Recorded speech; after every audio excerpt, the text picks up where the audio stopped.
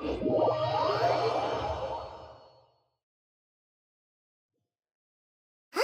Is that Navia over there? Oh, it's been a while. Let's go say hi.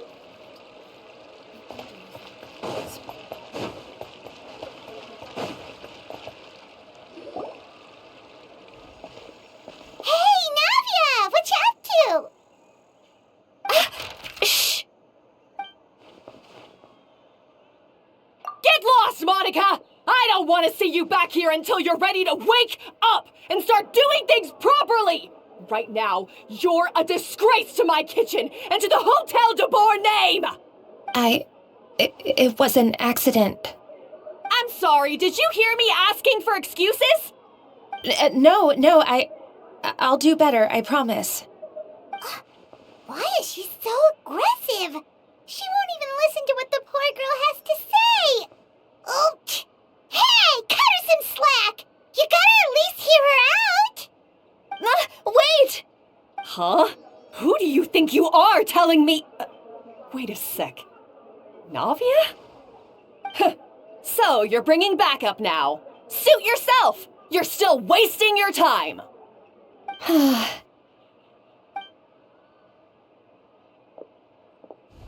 Savannah, is this how you always treat your staff? My staff is right. I'm the one in charge here now. And last time I checked, the Hotel de Boer doesn't take orders from the Spina di Rosula. Of course. How you run your kitchen is none of our business. But when a member of your staff is so overworked he becomes gravely ill, that most definitely is our business. We're going to stand up for him, whether you like it or not. Overworked? I've said it before and I'll say it again. If Vermont can't handle the job, then tough luck. There are plenty of other capable people I can hire instead. But Vermont can do the job, he just... Monica, back inside, now! Huh? But you said I shouldn't come back until...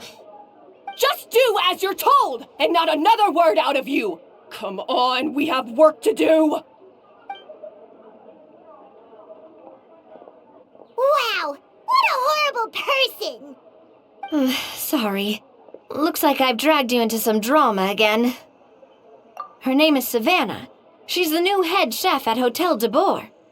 Ever since she took the job, she's been enforcing a brutal work regime and putting a huge amount of pressure on her staff.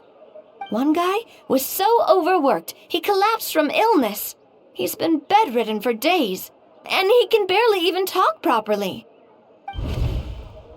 I'm sorry. It's all my fault. I don't deserve to be a chef. At his family's request, the Spina di Rosula is trying to mediate on his behalf. We're not exactly making a ton of progress, as you saw. Savannah is adamant that Vermont's exhaustion and illness have nothing to do with her or how she's been running her kitchen. She's refusing to have any kind of meaningful dialogue with us. Our next thought was to talk to the other chefs at the restaurant and get a better idea of their working conditions. But with Savannah watching them like a hawk, no one has been willing to open up. And that's why I'm here, doing it the old-fashioned way. Camping out, watching, and waiting for an opportunity. Oh, shoot! It all makes sense now. Sorry. Paimon should have thunk before she spoke. Did Paimon ruin everything? Oh, no, not at all, Paimon. Honestly, the way she was laying into Monica, someone had to step in. I'm sure I would have piped up if you hadn't. And besides, I don't really think I'm built for espionage. Yeah, meaning it's gonna be all the more difficult to get the inside scoop now. Oh, I might as well head back to the Fleuve Cendre then. We'll need to come up with a whole new game plan. Paimon will join you, 'cause this is kinda all Paimon's fault. Oh, guys, it's fine. You don't need to worry about it. That said, if you were planning to visit the Fleuve Cendre anyway, let me take you out for a meal. I'll make sure it's a proper feast. A really famous chef just joined the Spina di Rosula's tavern. Her name is... Sorry to interrupt. I just wanted to apologize for the scene you witnessed just now. We shouldn't subject our customers to that. This is a small token from us. It's some candy from Monica. She asked me to make sure it was delivered into your hands. Monica's the one apologizing? Huh. Clearly Savannah is the one who owes an apology. Our head chef has been a little highly strung lately. Sorry for everything. All right. Since there's candy, Paimon will drop it. Not the candy. Thank you for understanding. We'll make sure to pass your feedback on to Miss Savannah. A little highly strung, huh?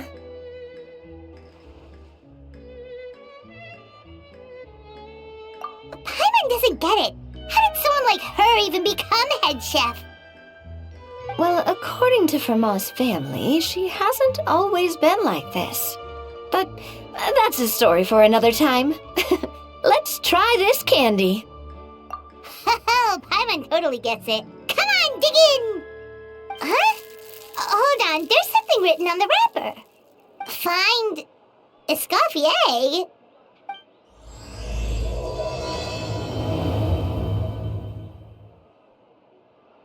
Escoffier? Could this mean... Huh? You know that name, Navia? Yeah. Let's stick to the plan and go back to the Fleuve Cendre for now. That's where we'll find Escoffier anyway.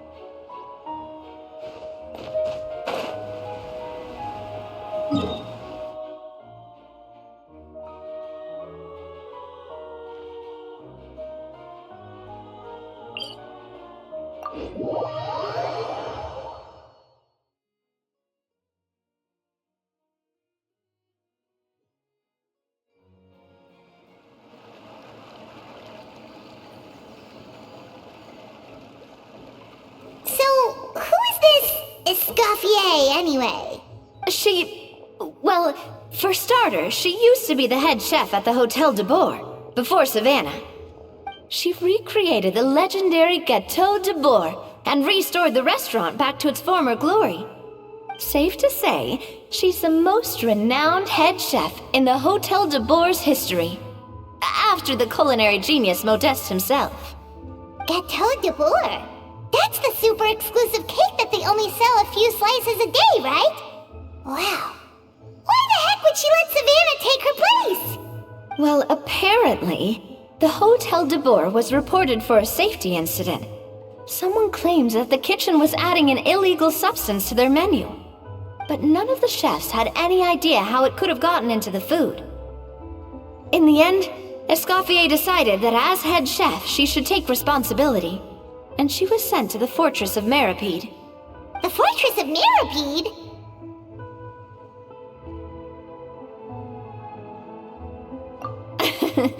Well, you're right. The quantity of the substance they found was fairly minimal. Even the guards believed the whole thing was probably just an accident. Escoffier didn't have to stay in the fortress for long, but still, by the time she returned, the role of head chef had already passed to Savannah. So that's what happened. Paimon still thinks it's really unfair. Even though Escoffier is no longer head chef at the hotel, she's still well respected by the staff.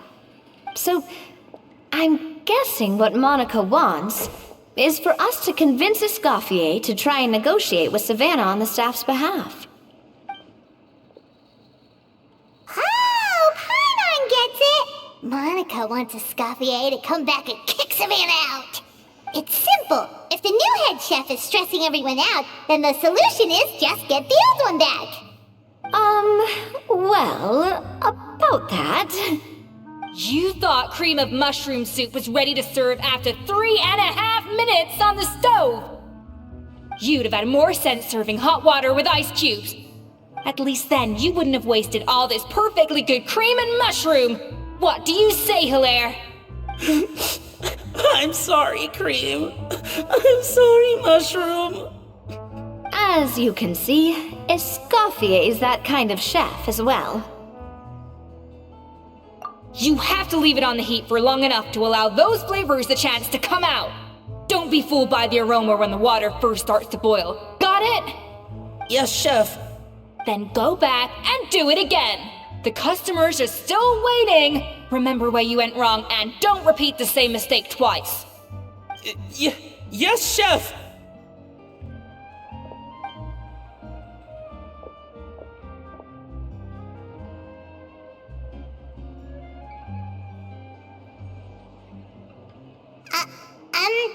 Excuse us, we're... Waiting to be served? Sorry, we're pretty busy. I'm afraid you have to join the line. Oh, no, we're not here to eat. So you're not paying customers? Then I'm afraid the wait will be even longer. It's hard to talk to Escoffier when she's in the zone. Let's take a seat. We can catch up while we wait.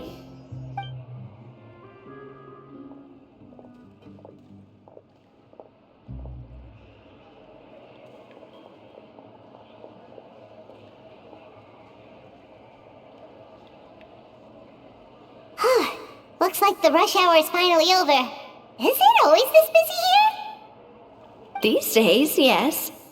I'd say business has tripled since Escoffier joined as temporary head chef. Well, in her words, the Hotel de Boer doesn't need her anymore. It doesn't look like she's got any plans to go back. I guess I'll be heading off then. Wait, take these home with you. We can't serve them now, and there's no sense in letting them go to waste. Oh, thank you, Chef. For what? Like I said, I just don't want them going to waste. Oh, and tell Fiamma to get well soon, so you're not running yourself ragged every single shift. Fiamma. That's the second time we've heard that name. Who is that again? He's the chef that fell ill from stress. Hilaire is his son.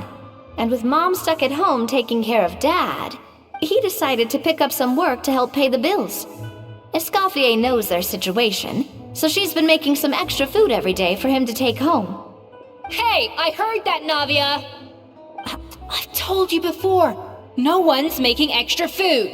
Hilaire is making blunders in the kitchen, and I can't serve his failed dishes, so he might as well take them home. Yeah, failed dishes that just so happen to be nutritionally complete every single time. So, you two must be the world-famous traveler and her companion, Paimon, yes? Is there something I can help you with? Oh, so you know us already. We'll skip the introduction then. We're here to talk about Savannah. Oh, I certainly am. The Spina's headquarters are right next to the tavern. And I've lost count of the number of times Navi has come to pester me about it. But I don't work for the Hotel de Boer anymore, and being ex-head chef doesn't give me the right to interfere with that business. Besides, I'm the one who persuaded Savannah to take the job in the first place. What? Well, she was a much gentler person back then. A little timid even. She wasn't at all confident that she was the right fit for the role. That's hard to believe. Are we definitely talking about the same Savannah here? Honestly, I do wonder if she's just emulating me. I mean, I'm not the most pleasant head chef to be around either. Anyway, suffice to say that given the history between us, it'll be tricky for me to tell her she's doing her job wrong without coming across like a huge hypocrite. Fiamma and the others probably think that Savannah gets it all from me. I wouldn't be so sure about that, Escoffier. Look at this note we got from Monica. She mentioned me. Whatever shortcomings you feel you have, it looks like Monica still trusts you. As for the others, well, how can you know what they think unless you ask them? Monica.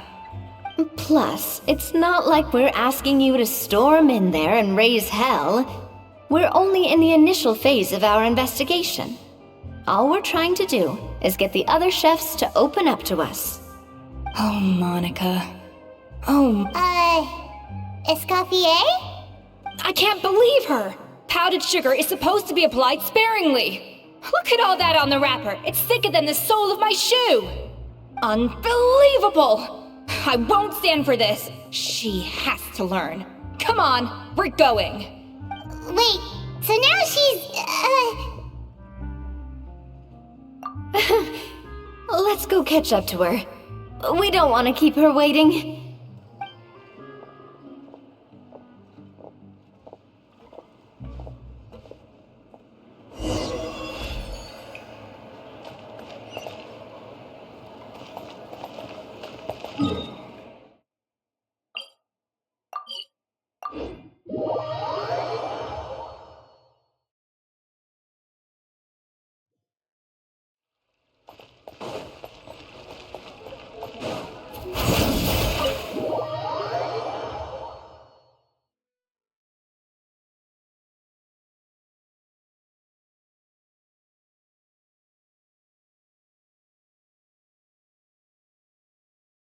Wait, she looks like...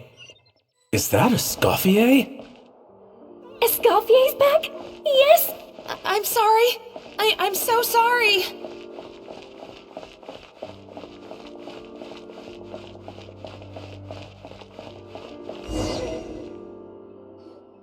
I'm sorry, I'm so sorry. I messed up your order. Oh, I wouldn't go that far. Maybe the taste is a little off, but if you hadn't brought it up, I don't think I would have noticed. But, please, you have to forgive me or Chef is gonna... Okay, I know. I'll kneel before you. What the heck? Get up, Monica! Can't you see that you're just making your customer feel more awkward? Escoffier? If you want forgiveness, then do what any self-respecting chef would do. Make the dish again. And this time, get it right. You cannot go begging your customers to feel sorry for you. Savannah said that I'm not allowed back in the kitchen until I've corrected my mistake. But if I can't go back into the kitchen, I can't do the dish over. That's some backwards logic. How can you fix your mistake without being allowed to cook? If this is what Fermat had to put up with, then no wonder he had a breakdown. We apologize for interrupting your meal, sir. It's fine. With my layman's palate, it's not like I can tell the difference anyway. I was actually quite enjoying my meal until she appeared out of nowhere and started apologizing. Gave me a bit of a fright, to be honest. Oh, well, it's because Chef Savannah tasted a bit of the leftover soup from my pot and then threw me out of the kitchen. Gosh, that's pretty strict. Has she always been that way? I don't recall things being like this when Escoffier was head chef here. I gotta say, you're all looking a little worse for wear these days. I mean, Escoffier was strict too, but I think the difference is that her criticism was more constructive, so you knew what you did wrong and how to improve, and we all knew that it came from a good place. Chef Escoffier was hard on us because she truly wanted us to reach her level. But these days, whenever we make a mistake, we just get told to wake up, get your head in the game, or just do it again. And it's only gotten worse since word got out that Chef Escoffier had started working again in the Fleuve Cendre. Monica, you don't need to call me chef. I'm not the boss here anymore. Yeah, but through no fault of your own, what happened back then, that wasn't on you, and all of us know that. That banquet was a huge event, and so many staff were involved every step of the way. With so many moving parts, there's no way of knowing how that lumiline ended up in the food we served. Lumiline? What's that? A new drug from the Fontaine Research Institute, produced from an extract of the lumitoile. Apparently it sharpens the senses, so they used it to treat people with impaired responses to stimuli. Oh, yeah, I've heard about that. They found out you can use it as a flavor enhancer since it stimulates the taste buds. Makes things pretty addictive. They also found that overuse can have mood-altering effects and even lead to nerve damage. So it quickly ended up on the guards' list of controlled substances. Unfortunately, however, some food products containing the additive had already made it to the market by the time the guards banned it from the restaurant industry. Everyone knows that in all likelihood, someone probably just purchased a batch of contaminated ingredients by mistake. But you took all the blame. We all know why. You just didn't want to see this turn into a place where tensions are constantly running high, because everyone's suspicious of each other all the time. And now look at you, a fry chef in the Fleuve Cendre. What are you trying to say? Sure, the Spina's Tavern is no Hotel de Boer, but come on, it's not that bad, is it? Oh, the Fleuve Cendre, you say? Great. That's where I'm dining from now on. Monica, I'm very happy with my current job. And there's no changing the past. We just have to let bygones be bygones. Besides, at the end of the day, I was the head chef, regardless of whose mistake it was. Ultimately, the responsibility lay with me. If only Savannah was half the boss you were. I'm sorry? Do you have a problem with my conduct as head chef? No, chef. So, you do remember who's boss? Escoffier? I thought you'd left this place for good. What are you doing back here? What happened to you, Savannah? Why are you acting like this? When I turned this place over to you, You made me the head chef and gave up your right to tell me how to do my job. You're not the boss here anymore, so stop acting like you own the place. Whoa. Sounds like someone has a chip on her shoulder. Oh, Savannah! My God, have you grown a temper since I last saw you? Have you put even half the amount of energy into improving your cooking skills, or are you still using the Pluie Lotus as an off-brand markup, thinking no one can tell the difference? That's none of your business! What happened to not storming in and raising hell? Ho ho! I was not expecting to see something this spicy as soon as Escoffier returned. Huh? Fan Asian? Aye, miladies.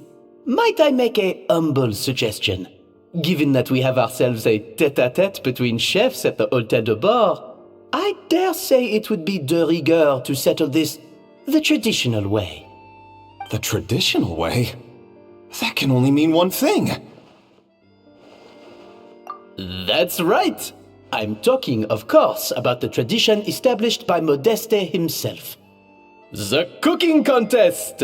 According to legend, the founders of Hotel de Boer, Modeste and Savelli, used this method to resolve all of their disputes.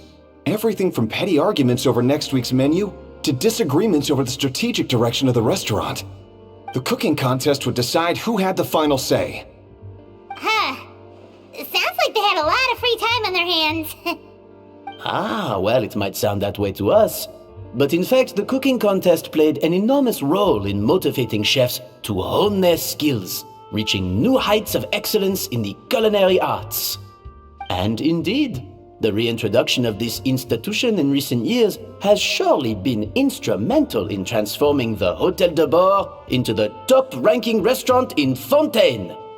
Reintroduction? Someone brought it back? Who? What say you, Escoffier? Surely you of all people won't back down from this challenge. It was you who put the rule in place, after all. Sure, I reinstated it, but I'm not a chef at Hotel de Boer anymore. Isn't this bending the rules a little? I see no issue as long as both sides agree to the terms. We could simply treat it as an exhibition of sorts. Savannah, any objections? Exhibition. No. If we're going to battle it out, let's put it all on the line. If I lose, it's up to you what happens to me. I don't want anything to happen to you. But if you lose, you hand over the Codex de Boer to me. What? The Codex de Boer? Only the legendary handbook written by the original head chef Modeste. It contains all his secret recipes, including Gâteau de Bourg. It's the greatest treasure in Fontaine's culinary world. And only the present and former head chefs of the Hôtel de Bourg have the right to read it. Present and former? Wait, but that already includes Savannah, though. What do you want that old thing for? You have your own copy, don't you? Don't take me for a fool. You know perfectly well what I mean. I want your copy, the original version, the one you took with you when you left us. I'm sorry, I must be missing something. You know, there's no difference between the original and the copy, right? They contain the exact same recipes. Stop trying to change the topic. What's wrong, Escoffier? Scared you're gonna lose to me? Or are you scared of me getting my hands on the original codex? Savannah, you may remember that we gave her the original as a parting gift, to thank Escoffier for her years of service. Asking for it back feels a little, Oh, I'm sure it won't be an issue, as long as both sides agree to the terms. Those were your words, weren't they?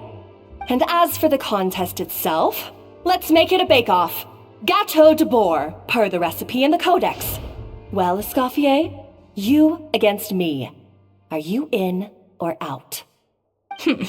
You sound surprisingly confident. Alright then, let's see how much you've actually grown. I hope you surprise me, Savannah. I'd hate to find out that all you've learned after this long is how to chew people's heads off. Believe me, I'll show you.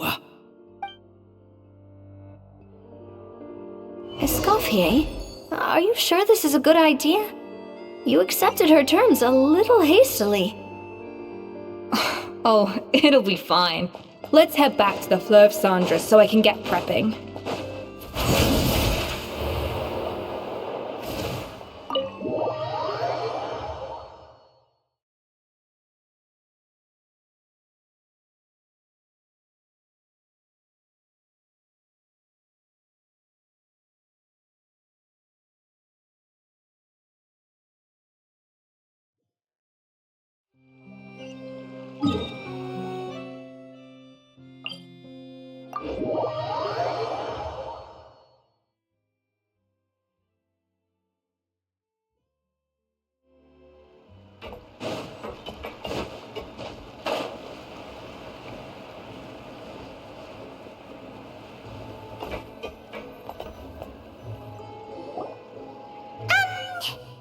So, this whole bake-off thing kind of came out of nowhere. Was it really sensible to just go along with it? Well, I got a sense that she's holding something back. But we chefs always express ourselves in our cooking. So if she won't talk, this might be the best way to find out what's really going on with her. Huh? Holding back? Sure didn't sound that way to Paimon. Escoffier only picked up on it because she's the same way. Always closed off, never letting you know what she really thinks.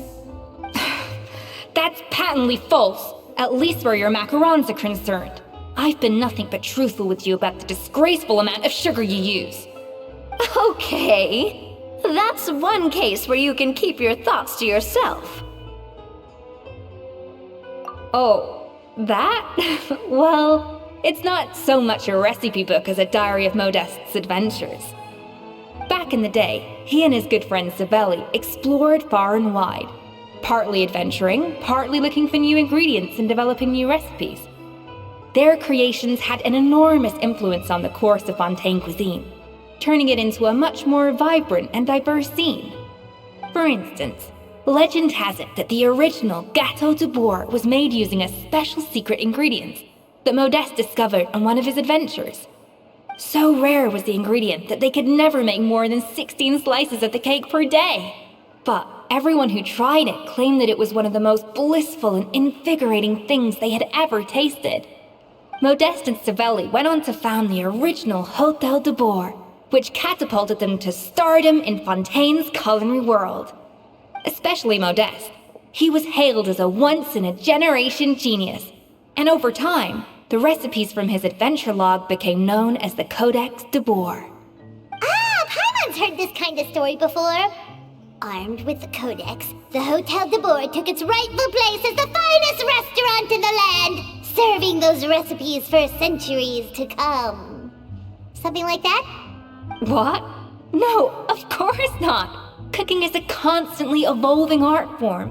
How could any restaurant survive if they only served food that was popular last century? Anyway, never mind centuries. Sibeli and Modeste parted ways not even 10 years after their rise to fame. Then, Modeste passed away while he was still in his prime. And that was it. The end of the Hotel de Boer's heyday. It fell into decline, and for most of its history, it was just a nondescript place with a couple of cheap tables. It's only in recent decades that it started recovering. Even then, it still took numerous relocations and changes of management before we finally ended up with Vanigem and the restaurant we have today. Oh! So the Codex really isn't all that, then. Paimon figured it was like one of those mystical books they have in Liyue's martial arts novels, where the main character learns all their secret powers from.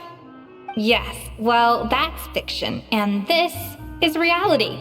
You can't meet the tastes of modern diners by following some ancient recipes from a dusty old book. Case in point. Even the Gâteau de Boer they sell now is actually Escoffier's reimagination. Wait, really? Why though? Didn't that recipe make it into the Codex? It did, but like I said, it's a dusty old book now, and the records aren't as legible as they once were. Not to mention that there's no way of finding the secret ingredient Modeste wrote about. So, reimagination is right. I consulted some historical records and took what I could from the Codex. But ultimately, the Gâteau de Boer of today is my own recipe. As for why we gave it the same name and kept the tradition of only selling 16 slices a day, well, you've got Vanigem's business sense to thank for that. Oh. Huh. Well, that kind of takes all the mystique out of it. Hey now, it might not be the original Gâteau de Boer, but it's still the most delicious cake in Fontaine today. And who knows, maybe Escoffier's version is more suited to your palate. Just think, if the original truly was the perfect cake you're imagining it to be, there's no way the recipe would have been lost to history, right? Not to mention that the Hotel de Boer never would have fallen into a slump. Anyway, before I left my role as head chef, I made a copy of all the recipes from the Codex, including my own improved versions, and turned them over to Savannah.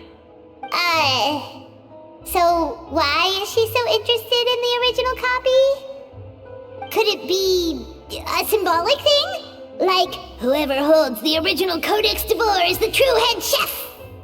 Well, it was clearly precious enough to give to Escoffier as a parting gift. Meanwhile, Savannah only got a copy.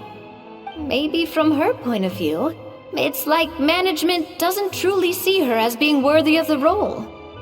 You think so? The only thing is, it was her suggestion to gift me the original in the first place.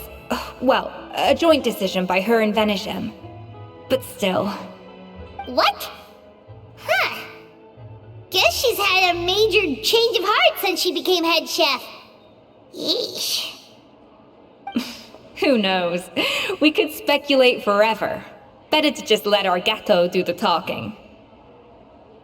It means besting her in this bake-off, and then getting her to explain herself, even if I have to beat it out of her with a spatula. However much she's changed since we worked together, I believe that she still has her chef's pride. And if she respects the art, she'll respect the outcome of our contest. Well, I'm confident that you and your spatula can get justice for Froment. All you need to do now is win the contest. But that should be a breeze for you. Let's not get too ahead of ourselves. Gâteau de Boer is very complicated to make. Usually, it takes 3 chefs working in tandem to cover everything. Now, if I had to push it, I could probably do the work of 3 chefs myself. But I'd prefer to play it safe if I could find a couple of assistants in time. Well, that's easy. The 3 of us are veterans in the kitchen. You just need to pick 2 of us.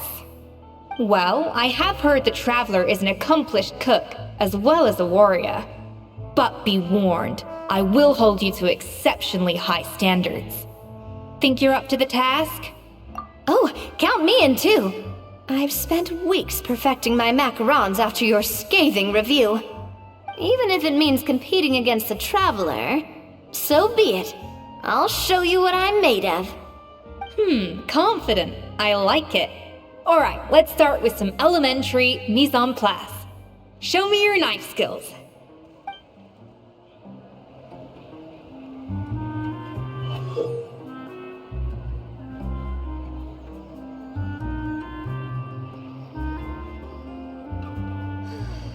I've always called it chopping stuff up, not mise en place.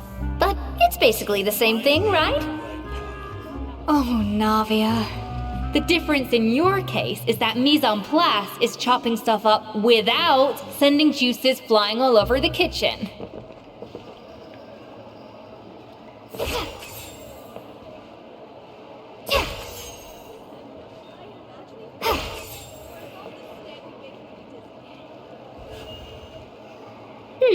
Looks like you found that easier than I expected. Yeah, thankfully it was pretty straightforward in the end. You made it sound like we'd be carving statues out of fruits or something. Well, brace yourself, because the next step is anything but straightforward. I'll be using this cold press to extract flavor compounds from the ingredients. A kind of special food processor I got the Fontaine Research Institute to make for me. It uses cold temperature extraction to isolate the essence of cooking ingredients, which can then be used to flavor dishes more precisely. But this isn't exactly standard kitchen equipment, so that probably didn't make a whole lot of sense. Let me give you a demonstration instead.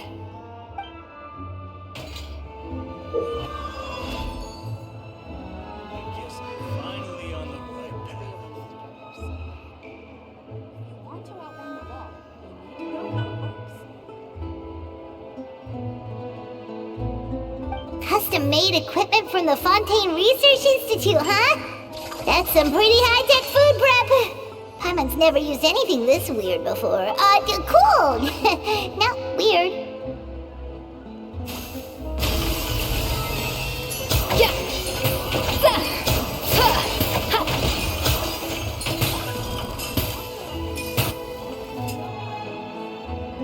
And done. These are the flavor compounds extracted from our ingredients. I processed all the fruit you chopped up earlier. Wow! Even the smell is so much more concentrated. What next? Do we add all this stuff in? Absolutely not! Throwing everything in at once will ruin the balance of flavors. We have to go slowly and carefully to calibrate the exact flavor we want. I'll demonstrate again.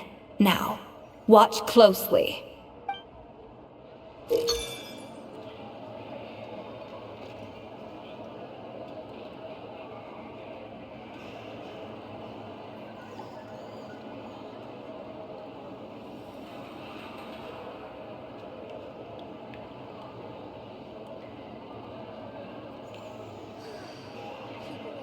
Slowly and carefully. Not a drop too much, and not a drop too little.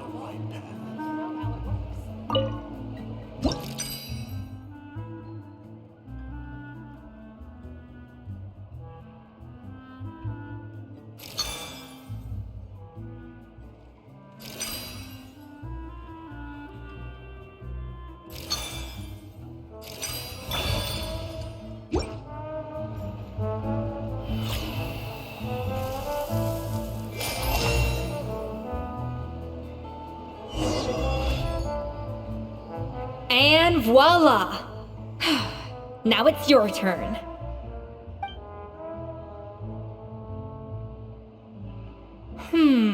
Not terrible. Considering this was everyone's first time blending flavor extracts, it could have been worse.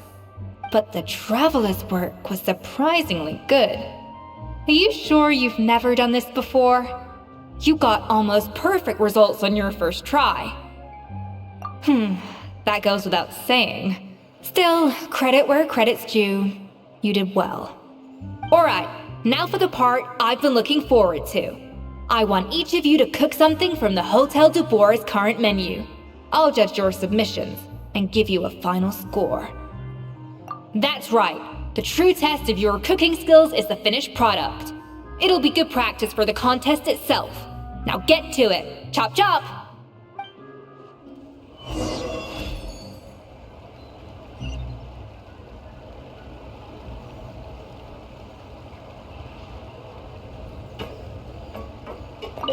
How's it going? Have you picked a dish yet? Choose wisely. I expect you to present the most delicious thing on the menu.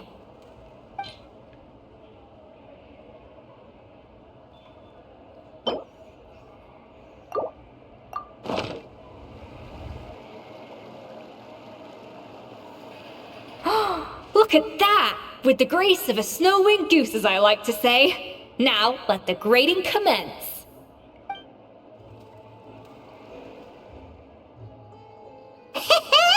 Pretty good, right? Not to brag or anything, but Paimon's a bit of a connoisseur when it comes to la food. 6 points. What? Oh, well, fair enough. Paimon doesn't cook all that often, so as long as it's a pass. That's 6 out of 100. What?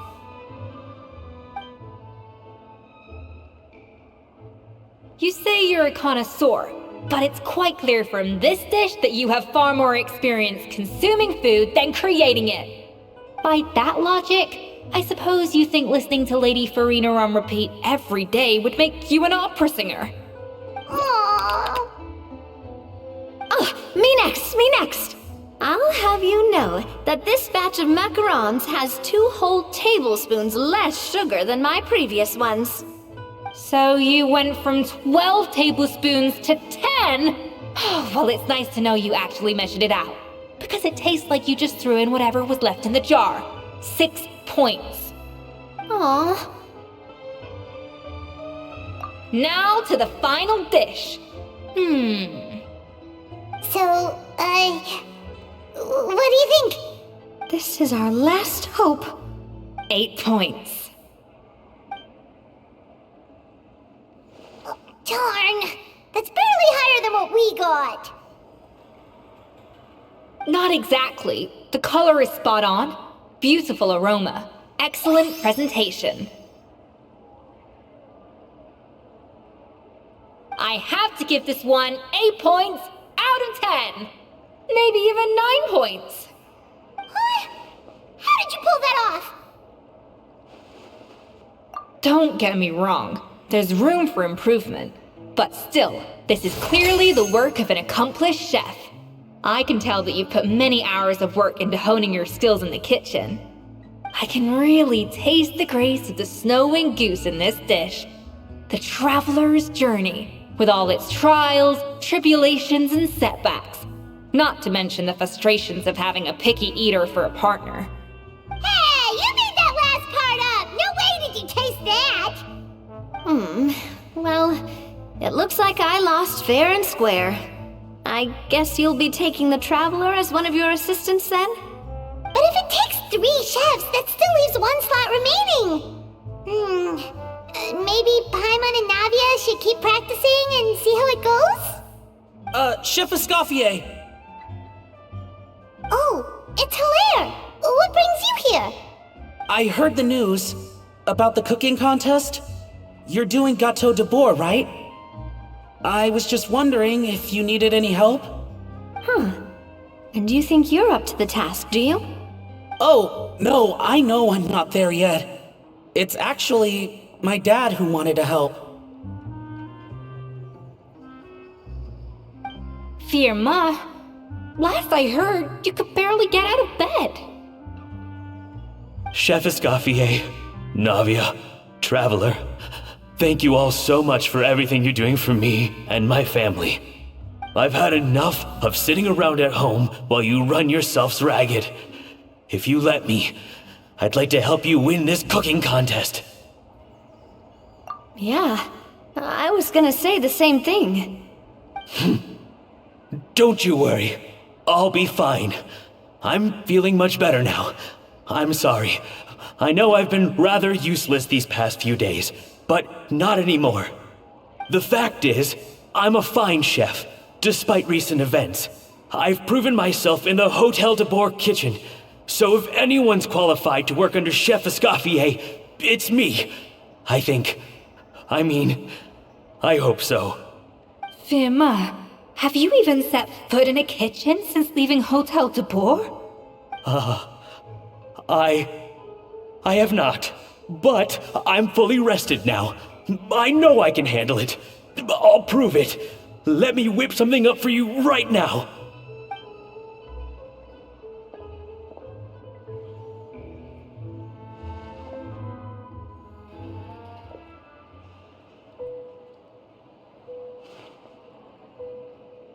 Huh? That's strange. Why are my hands shaking?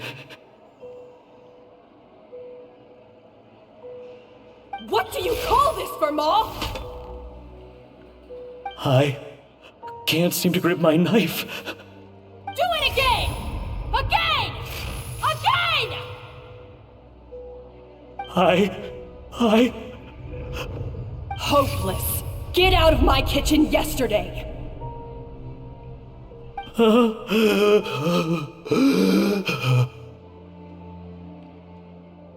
Dad, what's wrong? I don't understand. I was feeling so much better, and then Will I never be able to work in a kitchen again? Dad, talk to me. What happened? I think the real issue here is not physical exhaustion, but psychological trauma. Monica, when did you get here? Probably because you were all concentrating so hard on your cooking. I didn't want to interrupt your flow. But anyway, Firma, I'm so sorry. If only I'd known how serious your situation was, I would have stood up for you sooner. You have nothing to apologize for, Monica. During those long nights of redoing every order, you were the only person who looked out for me. Oh, come on. All I did was make you some tea. I doubt it was much help. Savannah was so ruthless toward you. I probably should have brought you something stronger. She sounds like the worst. All right, another Savannah horror story. Let's hear it. She's been getting harsher and harsher on us ever since she heard about Escoffier's new role in the Fleuve Cendre. Seems like no matter what we make, she'll find something wrong with it. What is this? It looks like a dog's been at it. In the trash now! Then she orders us to redo the dish again and again, but we never know what's going to make her happy. Do it again, do it again, do it again! Every time you remake it, you just get another earful from her. Either straighten yourself out or get out of my kitchen! So now, it seems like just picking up a kitchen utensil gives me flashbacks of her yelling at me. Oh man, that must be awful. The more I want to get it perfect, the more my hands shake, and the more scared I am of making another mistake. How can you give up so easily, Firma? You weren't a quitter when you were working for me. And even under Savannah, you talk about working late into the night trying to perfect your dishes. That says to me that you still hadn't lost that determination to prove yourself. What changed? I don't know what's come over me. When I think back, I just remember feeling like my heart and my hands were growing heavier and heavier as the shift went on. Each time I had to redo a dish, my heart sank a little further. Maybe Savannah was right. Maybe I am just hopeless at this. Dad. I see. Well, it sounds like there are some deep issues at work here. Ones that won't be resolved by merely seeking compensation. I will win this contest, and after that, I encourage you to approach Savannah and talk this out. But what if you can't find another assistant in time? Clearly, I'm in no state to help out. You think being one person short will ruin my chances? Let's not forget, I taught you and her everything you know. Even if I had to go it alone, I would present the perfect gâteau. Oh, well, Paimon and Nadia will still keep practicing, just in case. And so will I. Yeah! And if worse comes to worse, we can always get the Spina di Rosula to put out an emergency call for chefs. There's gotta be someone out there, right? Actually, I thought maybe I could help. That's sort of why I'm here. What? Why didn't you say so? I was going to, but then... well, this is the first chance I got. You do this for us? Thank you so much, Monica. Alright, fine by me. But aren't you still working for Savannah? Joining the other side seems like a guaranteed way to put your future employment in jeopardy. I know, but it's alright. I've made up my mind. With the way things are, I can't keep working for Savannah much longer anyway. Unless I want to become the next for Ma. I'm done with sucking it up. It's time to try and turn things around. If this cooking contest can get Savannah to see the error of her ways, then I'm sure she'll forgive me for this. Well, Paimon didn't think we'd be poaching from Savannah's staff to get our third person, but there you go. Anyway, Monica's a professional chef, so nothing could possibly go wrong now. Great! Then it's settled. And to congratulate you all on making the team, I propose a Spina-sponsored meal to celebrate.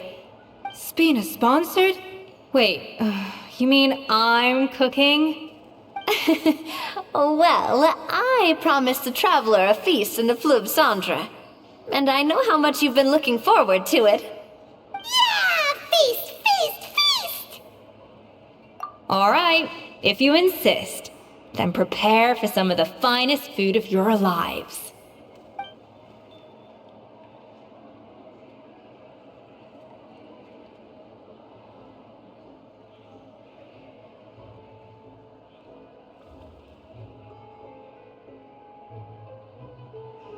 That's not a bad idea, actually. Wait, hold on. You need to finesse that further.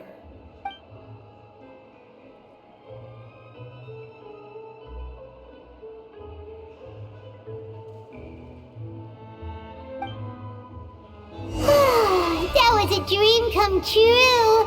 Paimon never knew Fontanian cuisine could be this good. I guess I'm finally on the right path.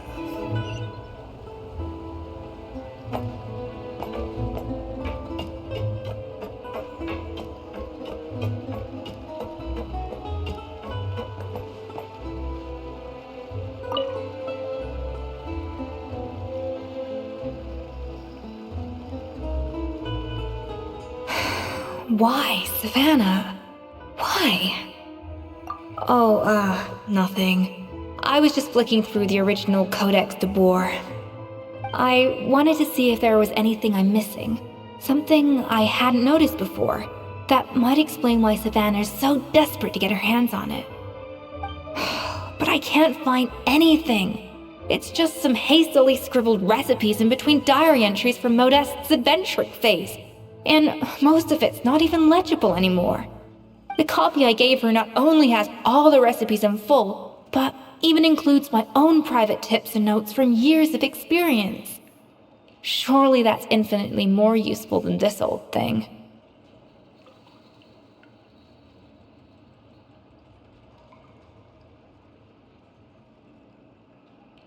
Yeah, maybe. Still, it's just hard for me to imagine that the Savannah I knew would go to all this effort just to make a point. We were. At least I always thought we were. She was a little shy, but meticulous with everything and everyone she dealt with. She made a few mistakes here and there, but she was quick to correct them whenever they were pointed out. And she was always striving to improve as a chef. Those qualities are why I recommended her to replace me as head chef. I never imagined for 1 second that she'd cause Fiamma and the other staff so much grief.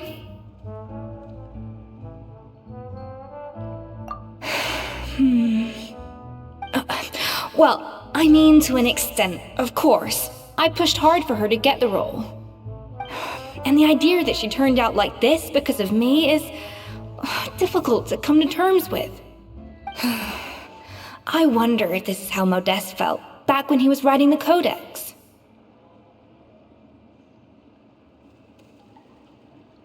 Yes, with his good friend and co-founder of the Hotel de Bourg, Savelli. The story goes that after Modeste unveiled his Gâteau de Bourg and was hailed as a culinary genius, he was admired and adored by all. But his newfound fame slowly drove him and Savelli apart.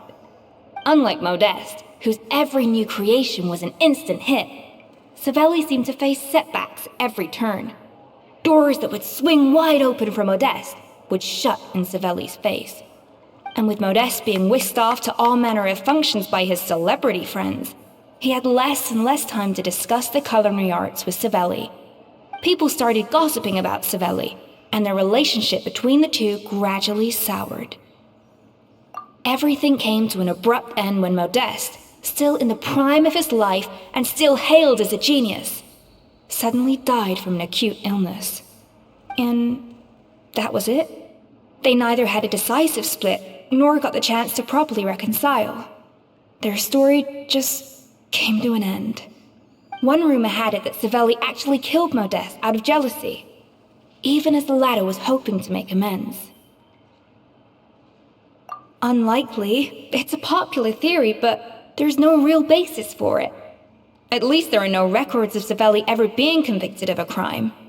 Still, beyond a point, there's no way of knowing what truly happened in the past. All we can do is try to make sure the present doesn't quite go as badly. And that's why I have to win this contest tomorrow. Then get the truth about everything that's been going on, even if it means cracking her open like a nut.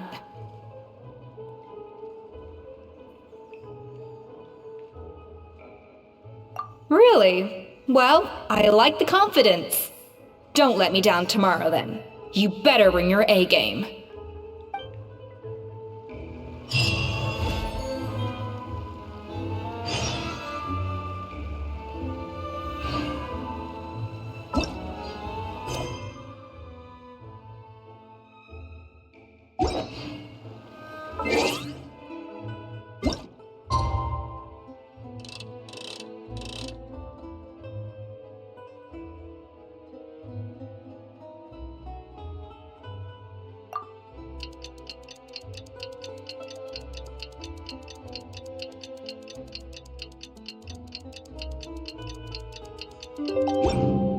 Something you... It's cooking contest day! To the Hotel de Bourg! Toot sweet!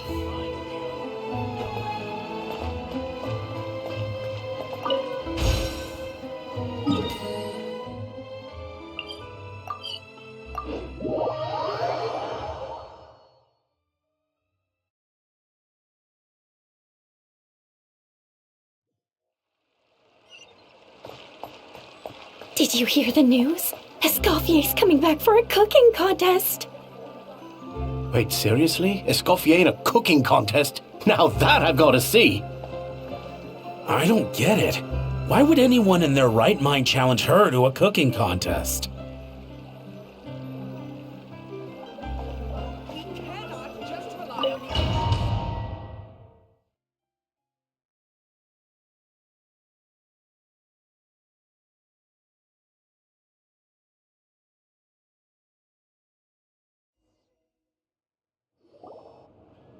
Mesdames et messieurs, welcome one and all to the Hotel de Bourg and to this most exciting of cooking contests. Savannah, I've brought the original copy of the Codex you asked for. Monica? Huh. In the interests of fairness, this contest will be conducted in a double-blind format. Once the dishes are complete, they will be sent to the back of the kitchen where they'll each receive a label. The labels will be placed out of sight underneath the plates, only to be revealed after the judges have sampled them and reached a final verdict. This is to ensure that no one will know which dish is made by which contestant. As one of the judges, I promise to be fair and impartial. When my meal got interrupted yesterday, I never thought this is how they'd make it up to me. Getting a seat on the judging panel is a pretty sweet deal. Both contestants have taken their positions. Then, without further ado, let the Hôtel de Bord cooking contest commence!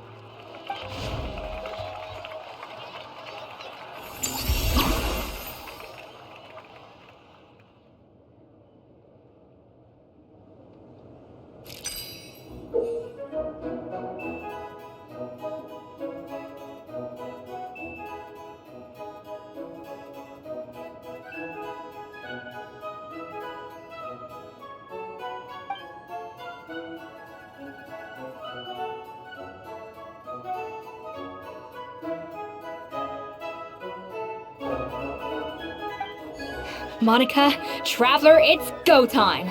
Let's do this. Alphonse, Gaspard, get to work! Do not disappoint me.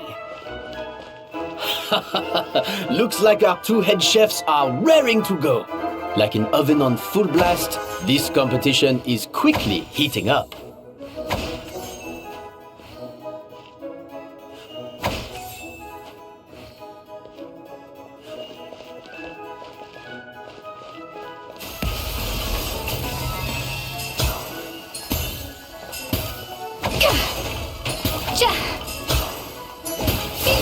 That should be enough flavoring. Now hurry up and balance the flavors.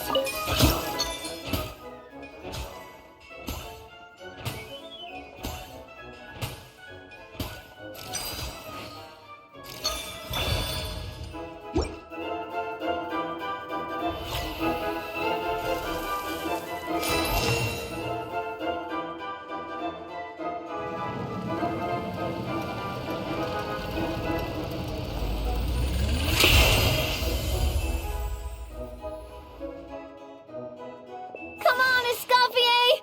Come on, Traveler!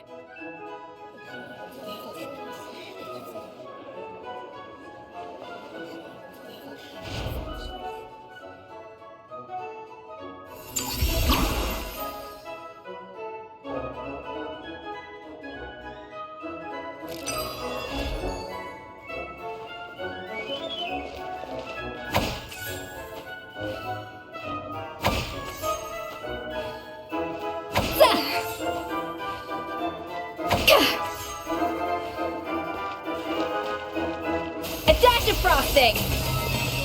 Alphonse! What are you playing at? It's not how I taught you to...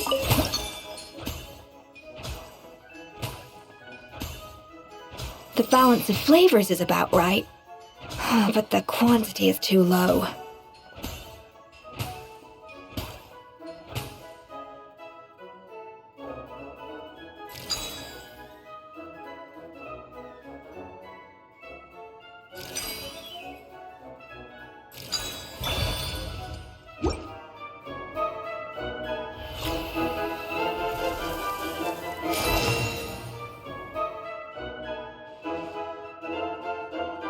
So, what do you think?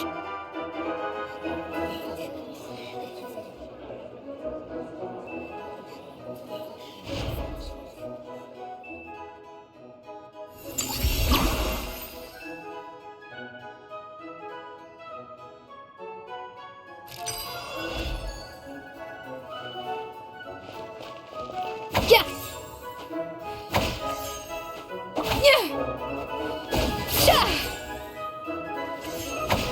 Escoffier is already on the final step of the recipe.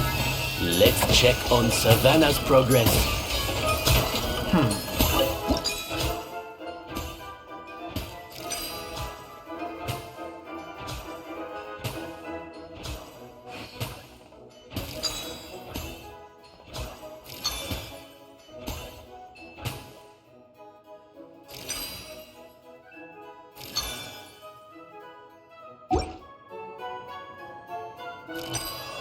Enough! Oh, useless! Both of you, make like an egg and beat it! I'll do it myself. Wow! Is Savannah serious? Can she really make up for lost time working alone?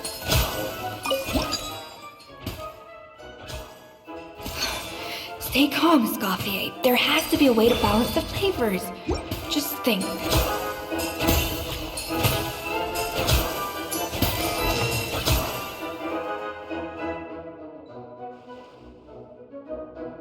You can't match Escoffier's talent.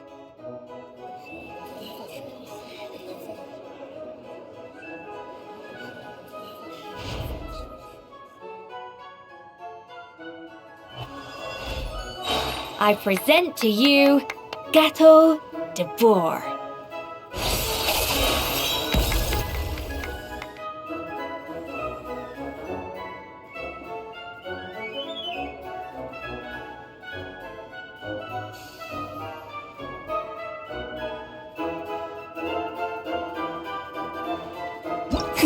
That went just as I expected.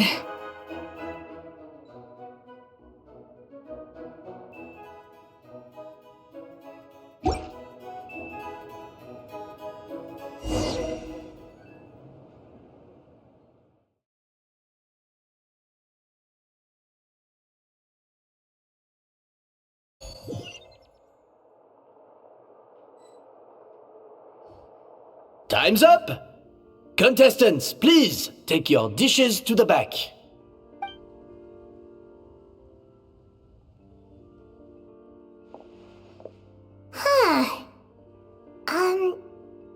That guy was right. You really can't tell whose is whose just by looking at them. We both made the same dish after all. For all her flaws, Savannah's a talented chef who earned my recommendation for good reason. She wouldn't screw up something as elementary as the cake's appearance. Whoa! This is really rather good. Wonderfully soft and fluffy. Beautifully sweet.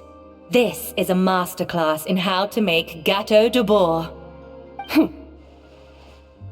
I would give this one at least 9.9 out of 10! Only because there's something about the flavor of the base. It's just a little different from the recipe I'm used to. Huh? Really? I couldn't tell.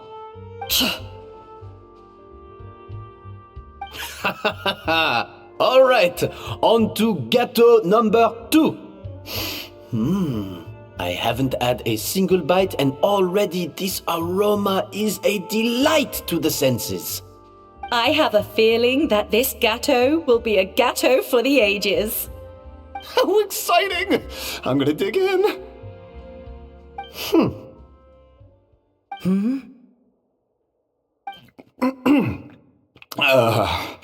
I think maybe someone got a little carried away when they were adding the sugar. Not just the sugar, it's the flavors too. This is all over the place. Who made this? It appears the decision is unanimous.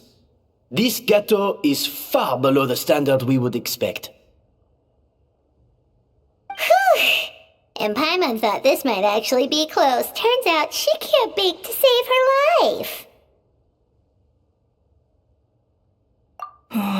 Something's not right here. Savannah may not be perfect, but no way is she this sloppy. I can now declare that the creator of the first gâteau has won this cooking contest.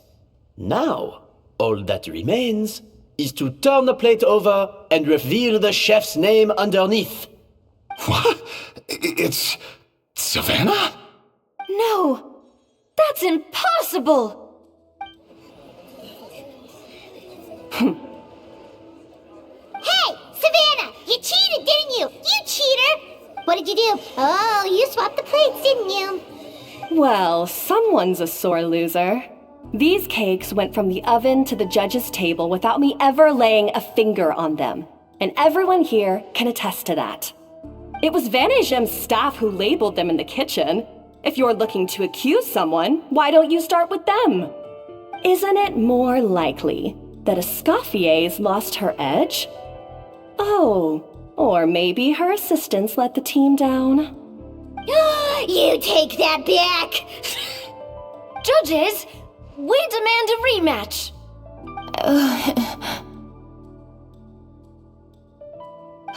That's enough! What's done is done. As head chef, or rather as team lead, I take responsibility for the dish I served. Whatever went wrong and however it happened, I should have spotted it. Savannah, I didn't think you'd stoop this low just to beat me in a bake-off. What happened to your chef's pride? I don't know what you're talking about. If you want the Codex de Boer that much, you can have it. Escoffier, no! But you must promise me that you'll apologize to Firma and compensate him for everything you put him through. It's a little late to be negotiating terms. The contest is over and I won. That means you owe me the Codex, and I owe you nothing. Look, Savannah, you may have fooled everyone else, but can you really fool yourself? What I'm offering is to accept defeat without looking to expose what you've done. But only on the condition that you promise to stop putting so much pressure on your staff. Fine. I'll treat this as your final handover of duties from one head chef to the next. So, will that be all, ex-head chef? Or is there any other unfinished business you'd like to leave in my hands? I didn't mean that to be a scolding from your former boss, just a word of advice from a fellow chef and a friend. But I don't know if you're even open to input from other people anymore. I know what I'm doing. I don't need your advice. All right, fine. I'm glad to hear it.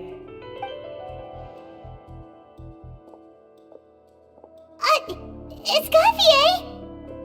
The Codex de Boer! Finally. Now, at long last, I will succeed. Escoffier, how could you let her get away with this? Yeah! The Codex is a souvenir of your time here! Doesn't that mean anything to you? It's alright. It was just a bake-off, not the end of the world. I'm already over it. Besides, it's not all bad. She agreed to compensate Firma. That's mission accomplished for the Spina. Honestly, if I'd have known that giving her the Codex would solve everything, I'd have just done that in the first place. I mean, why bother with the whole cooking contest? It's such a waste of time and energy.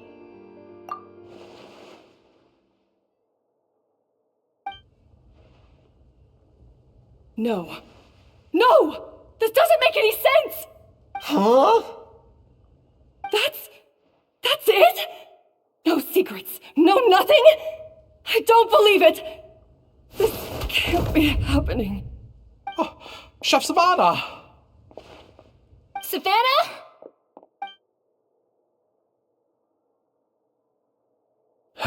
It's nothing life-threatening. Just a lot of pent-up stress and exhaustion. Oh, I knew it. Pent-up stress? The truth is, however hard she might be on the rest of us, the person she puts the most pressure on is herself. Yes, there are nights when she makes us redo things over and over into the wee hours. But for her, it's every night. She'll hide herself away in the kitchen, working on new techniques and recipes, and only realize how long she's been at it when we come to work the following morning. But why? Why would she do that? Our best guess is, she doesn't want to be seen as less of a chef than Escoffier. And there it is. Even so, that's no excuse for taking her anger out on the rest of you. Yeah, and it's definitely no excuse for cheating in the cooking contest. About that, we honestly have no idea how she did it. We were focused on our own work the whole time, like she asked. Leone and Argalia were the ones I tasked with labeling the cakes. I've already spoken to them both. They're at a loss to explain it too. Not to worry. Come on, join me downstairs. I'll interrogate the guilty gâteau myself.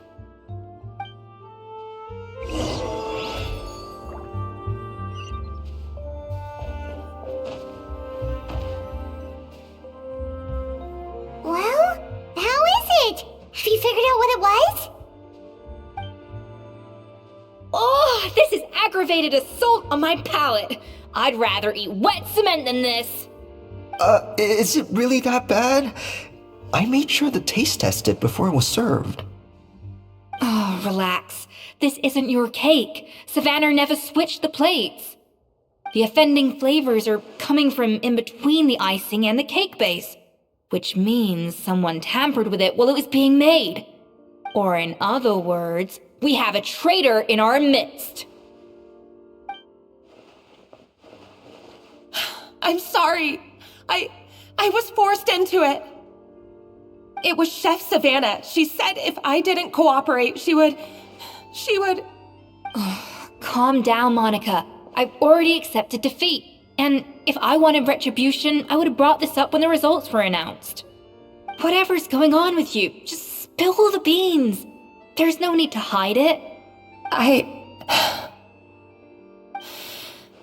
I was the one who caused the food safety incident that one time. Food safety? Wait, you mean the Lumaline incident? So you procured the contaminated ingredients? I think so. Savannah and I were on procurement that day. I didn't check everything as well as I should have, and so I let contaminated ingredients make it into the kitchen. But I swear I didn't do it on purpose. I had no idea there was an issue with them, and I didn't know it would end up with Escoffier going to jail. But the last thing I expected was for Savannah to use it as leverage to blackmail me with... This is crazy! So Savannah pressured you into sabotaging Escoffier's cake by threatening to expose your secret if you didn't? I know, it's terrible. I'm so sorry. I was so scared. The thought of Chef Escoffier finding out that I put her in jail, it made me freeze up with fear. I thought Escoffier would hate my guts if she ever found out, and yet somehow that's ended up in me doing something even worse.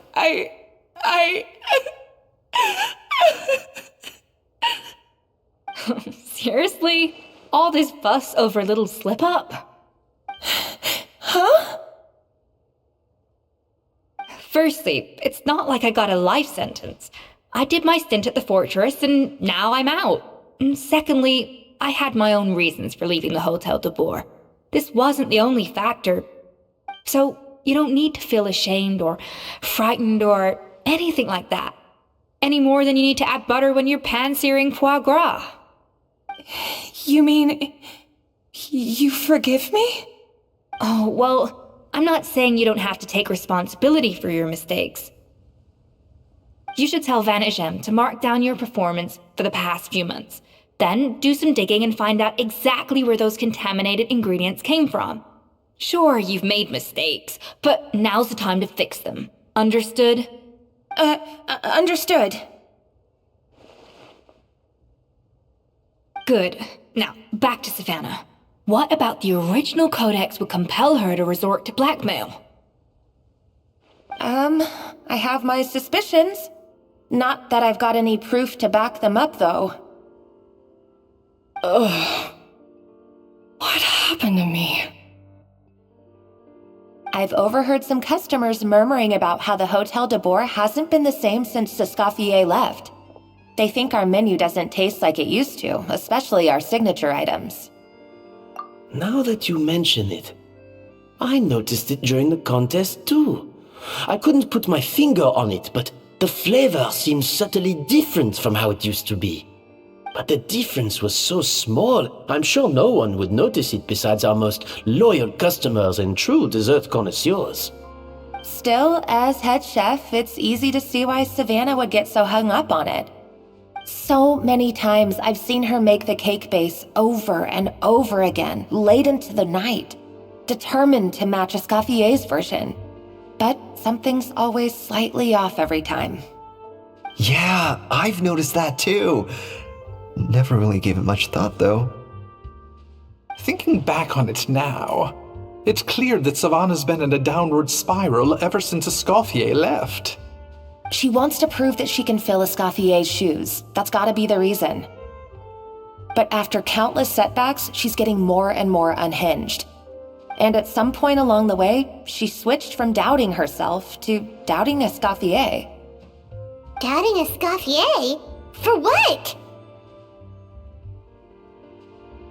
Yeah, it would explain why she was bent on getting the original at any cost. She must have thought Escoffier purposely omitted key details from her recipes when she copied them out. Also, she could retain her place as the #1 chef in Fontaine, the only one privy to all the secrets of the trade. Oh, for goodness sake, what a stupid idea. Of course. Then she finally got the codex only to discover that the secret recipes she's been pining for don't exist at all. Seeing how utterly wrong she was must have been a real shock to the system. It probably brought up everything at once. It overwhelmed her, and she passed out. There's still one thing that doesn't make sense, though. If Savannah had the real recipe all along, how come it tasted different? She might not be on the same level as Escoffier, but surely after like 50 attempts, she'd get it right one of those times. You'd think so, but geniuses like Escoffier are in a league of their own.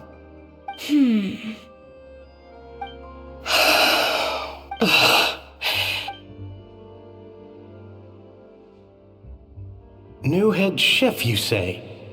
What's her name? I don't think I've heard of her before. I wonder, can the Hotel de Boer keep its edge without Escoffier at the helm? This tastes different from last time. Is it undercooked or something?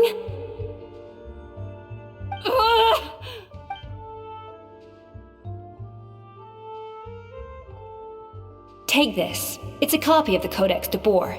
From now on, you will be its keeper. Don't listen to the doubters. If I say you can do it, then you can do it. Even if you don't believe in yourself, at least believe in me.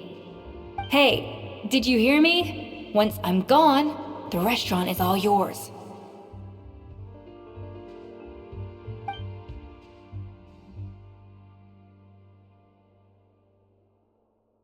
All this time, I've been blaming other people, but maybe I'm the problem.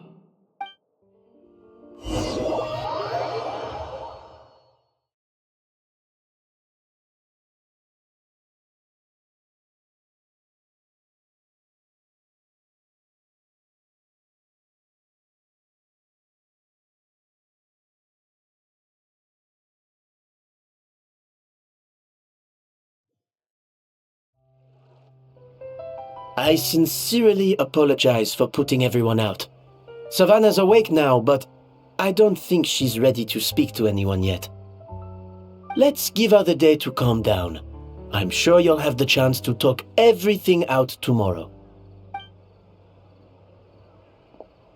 In that case, I'll go and update Vermont and his family. I wonder what he'll make of all this. So, we'll come back tomorrow then. Whew, that was a long day. I think I've earned myself a sweet treat when I get back home. Oh, nice! Macarons? Or are you gonna switch it up this time?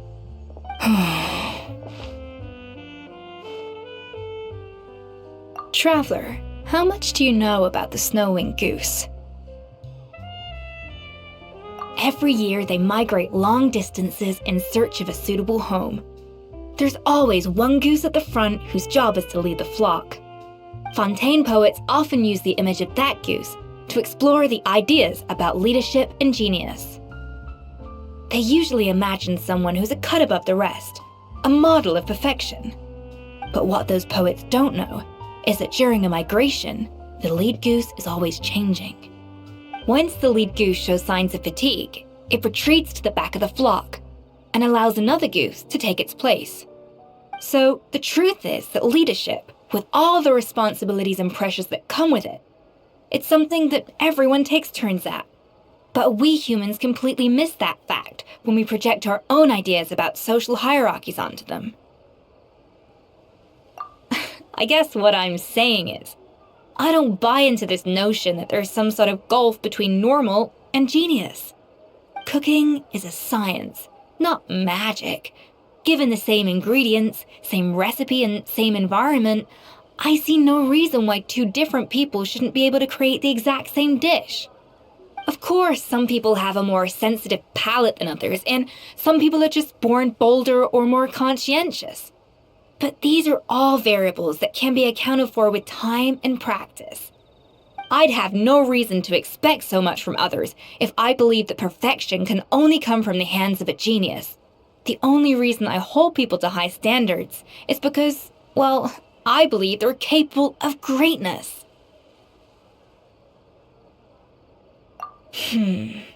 Okay, I've made up my mind. I'm gonna get to the bottom of why Savannah failed. And come tomorrow, I'll give her the scolding of her life, pointing out all the mistakes she's made along the way. Then she'll finally see the error of her ways.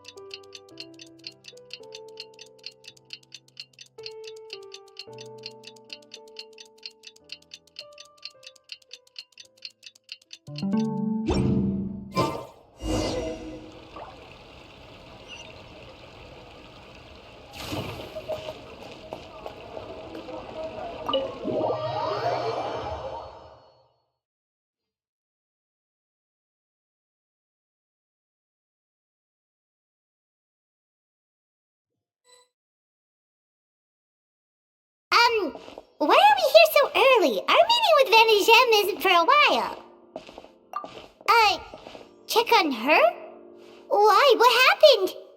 Oh no. Escoffier, are you alright?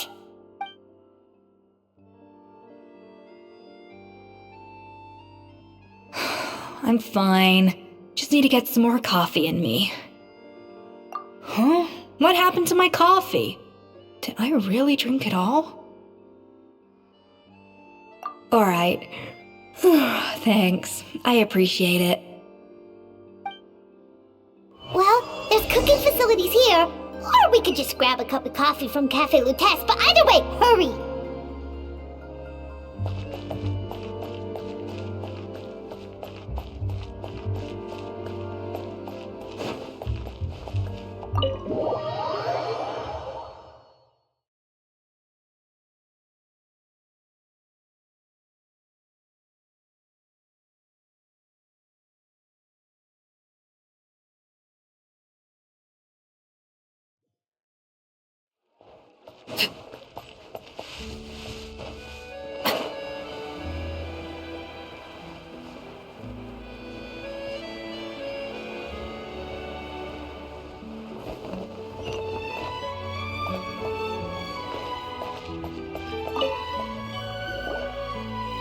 Hello! What can I get for you? Sure thing. We're here to go. Huh? Oh, I see.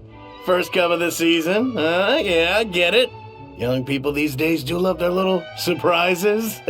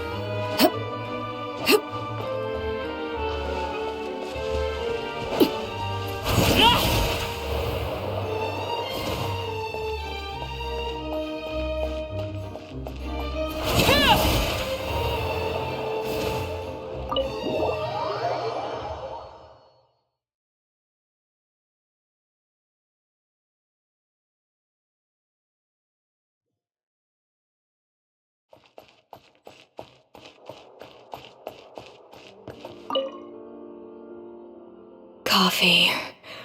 Need coffee.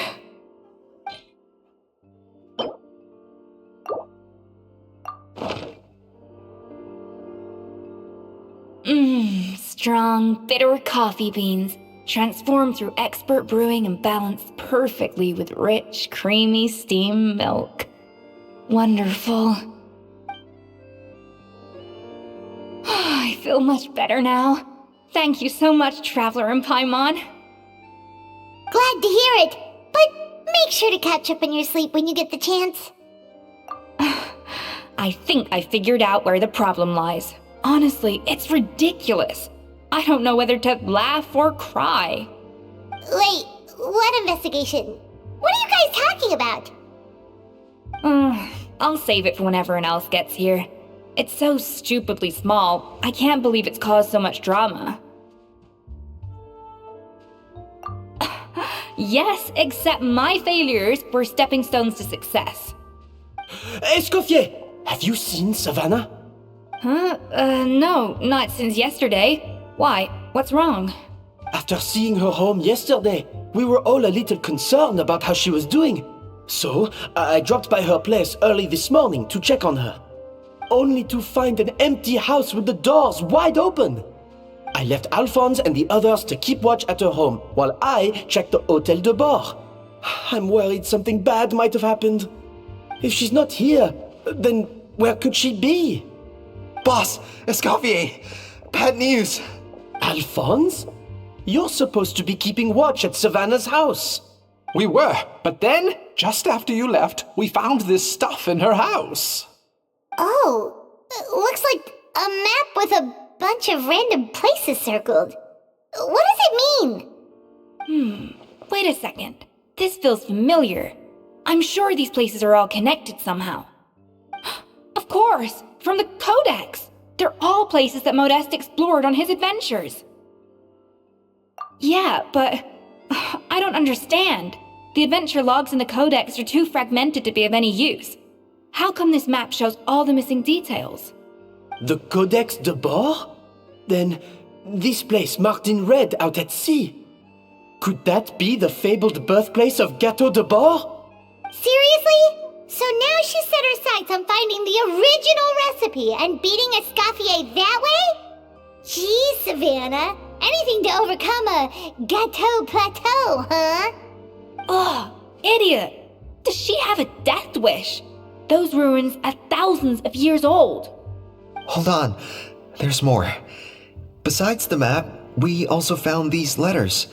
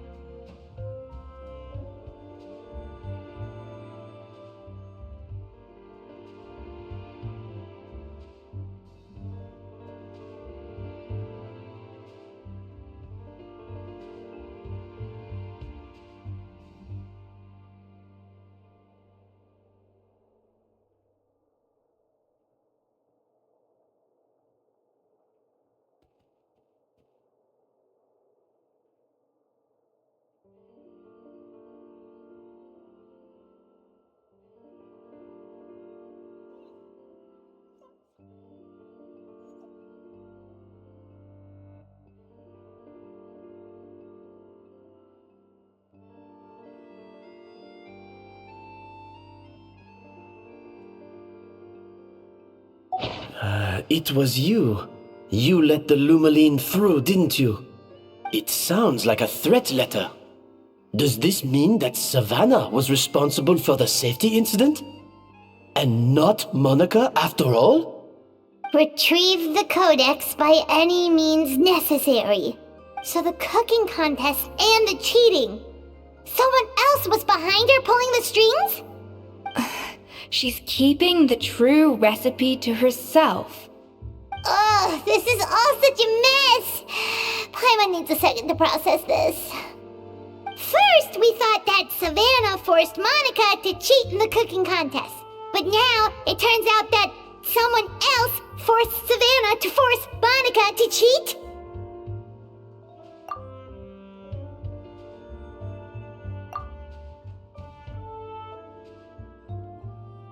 You're finally here. Of course. I should have put 2 and 2 together as soon as I read your threat letter. The food safety incident. The demand for a cooking contest.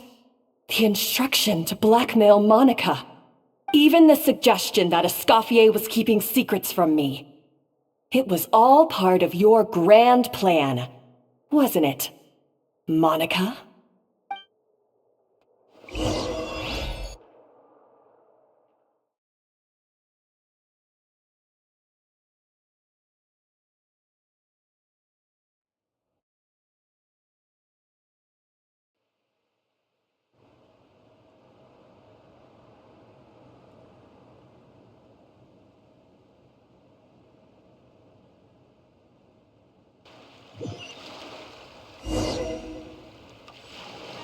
We should be getting close to the spot marked on the map. Of all the stupid things she's done, this really takes the cake. The moment we find her, I'm gonna curse the living daylights out of her.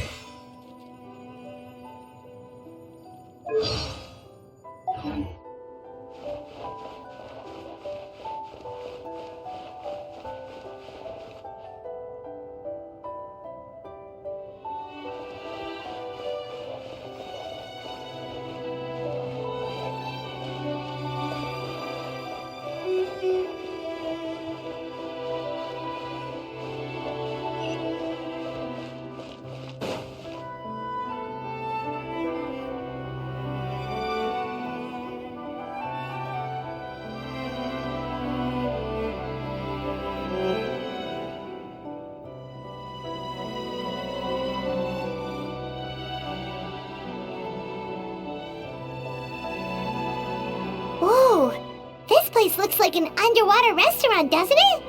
Suddenly, the idea of an adventure chef finding secret ingredients makes a whole lot more sense.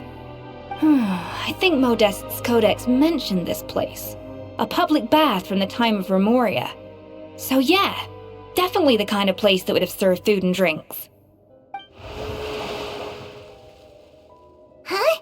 Some blubber beasts have come to join the party? How did they get here?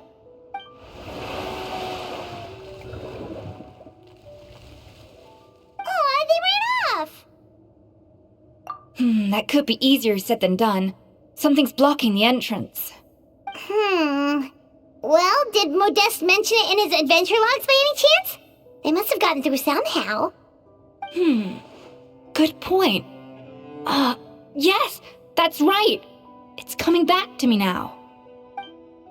We prepared a banquet for our shy little guests, and as the food flowed away on the current, they broke into a joyous chorus, and the path opened to us. We have to feed the blubber beasts? With what? There's nothing here besides rocks, romaritime flowers, and lumitoile. See, this is why you should always bring snacks. You never know when you're gonna need them. Now we have to head all the way back to shore and grab some. There is no time for that. Romaritime flowers and lumitoile will have to do. They may not look appetizing to us, but who knows? They could be blubber beast delicacies. Wait, we're seriously gonna try this?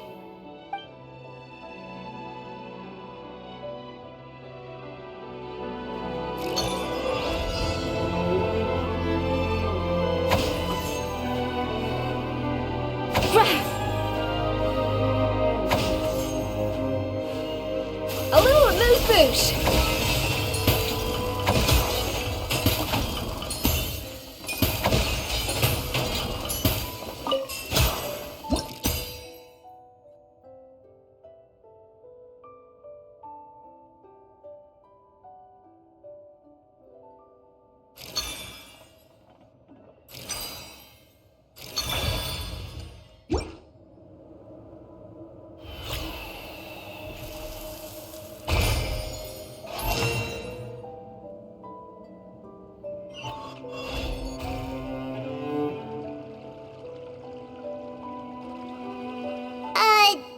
Beasts or not, are we sure this stuff is edible?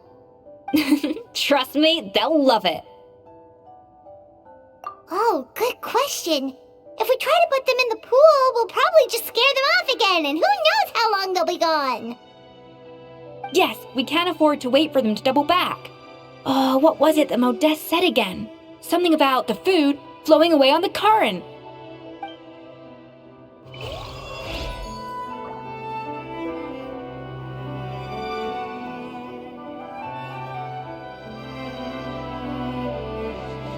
Yeah!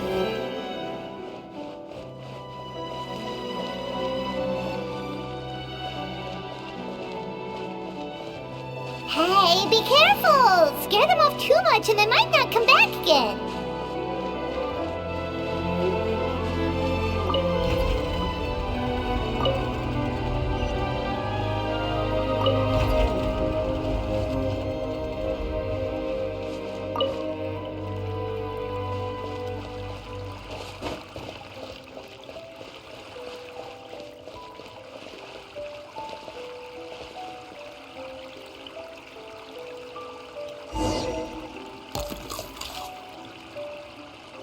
Wow, it's really singing! It must taste better than Paimon thought!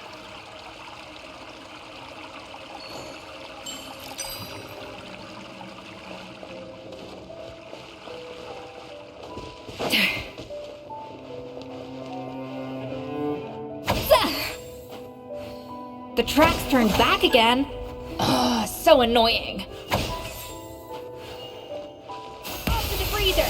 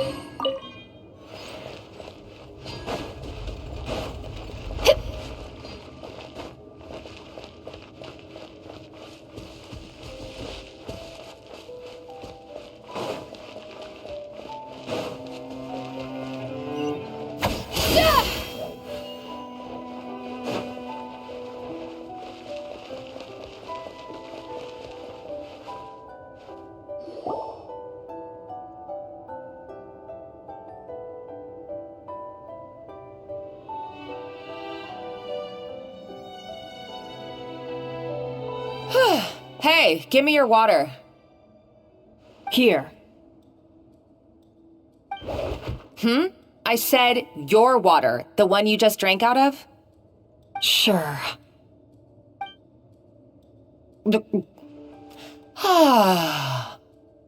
All those years slaving away under Escoffier, and then you. Today, it's finally paying off. Not only have I found the ruin that Savelli kept hidden, but I also get to boss you around like my little lapdog. Hey, go scout ahead for me. If we need to do any more blast tunneling, I want to know where to lay the explosives. Did you not hear me? Get going. Why don't you do it yourself? Oh, when did you learn to fight back? You're always so compliant when I give you instructions by letter. That's because you threatened to expose me for the Lumiline incident. I swear, if I'd known what you were planning, I'd never have... Ha! Don't be so self-righteous. Admit it, you've always been jealous of Escoffier. That's why you lapped up everything I told you. You were terrified of her finding out about your part in the Lumiline incident, and you resented the way her reputation hung over you.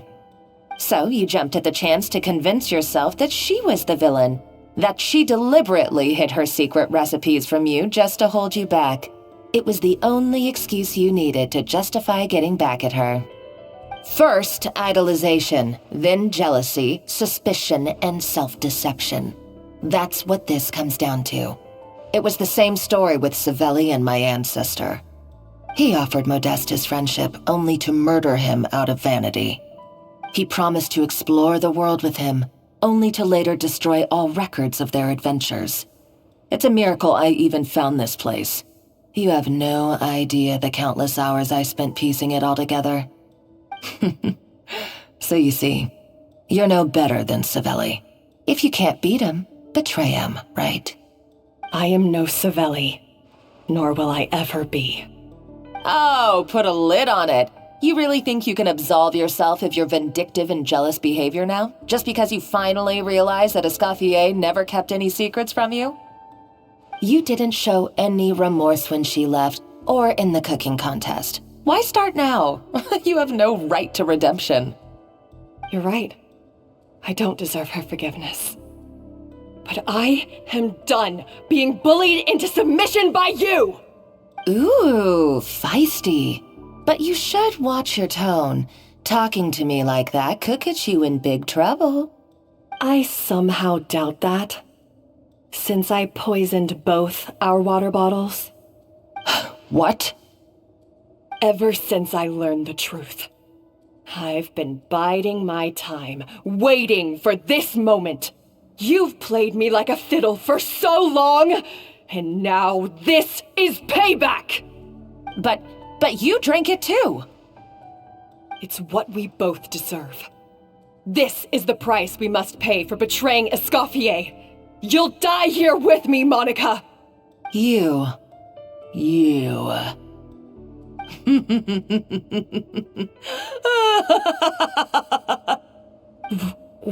What's so funny? Oh, you're too much.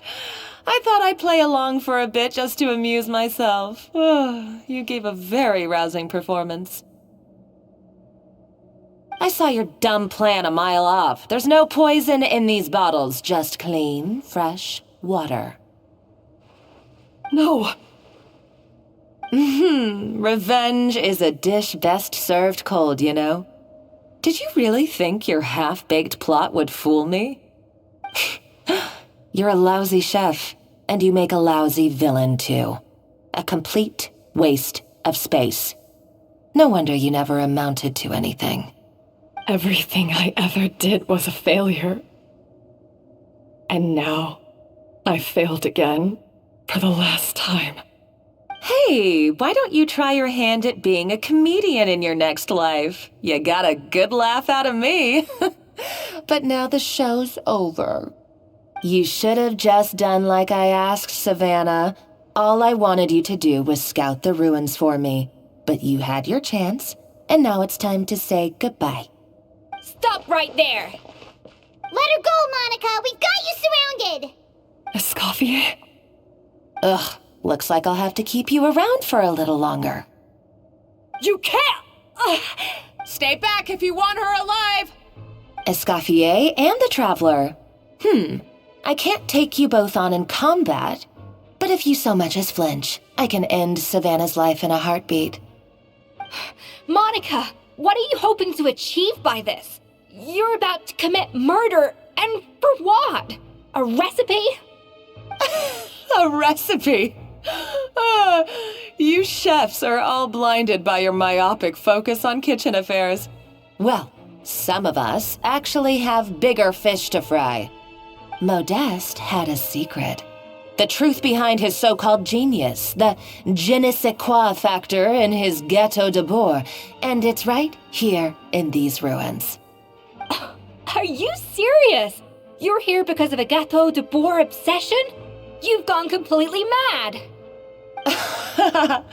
I couldn't care less about the cake itself. No, the real treasure is the secret ingredient that Modeste sourced from these ruins. He and Savelli were fools. A priceless treasure of Remoria in the palms of their hands, and they thought, ooh, this would go great in our cake mix. We're talking about a powerful stimulant that also sharpens the senses. That's no cooking ingredient. It's a groundbreaking drug. That's right, I've done my research. It was a drug that Remoria developed for their war machine. I could make a killing by selling it to the treasure hoarders or the Fatui. Will you listen to yourself? You're completely delusional. My eyes are wide open. Just wait till I get my hands on this treasure. You'll see what a fool you've been.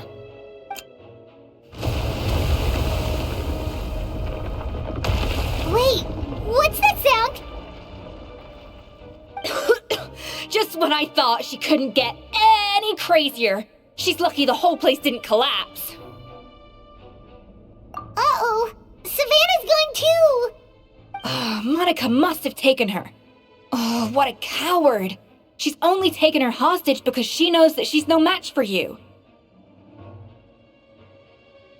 That's true.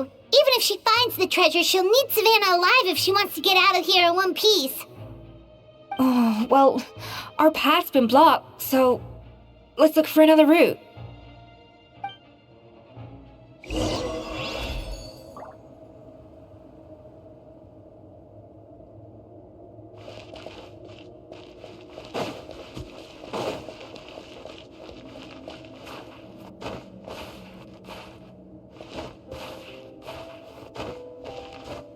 The water looks pretty deep here. Maybe it leads somewhere.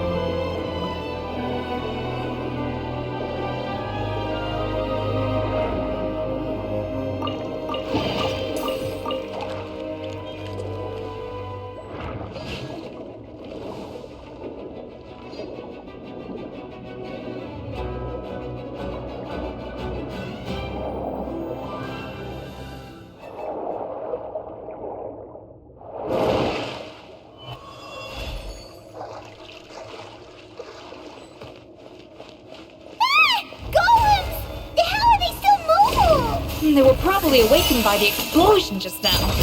Alright, Night Skills 101. Time for some rough chopping.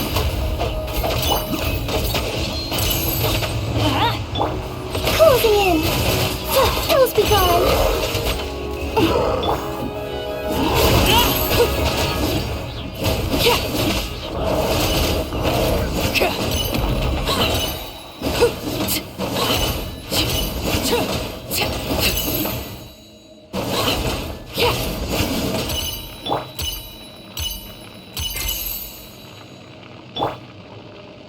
A dash of frosting!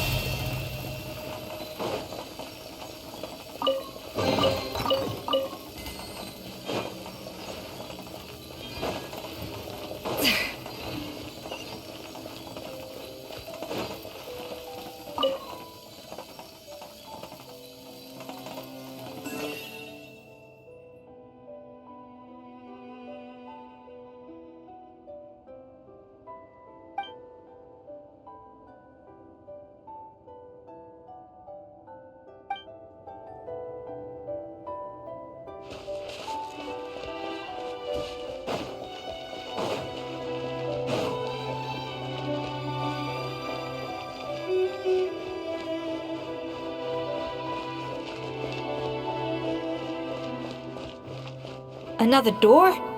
Guess we need to prepare another feast for our guests.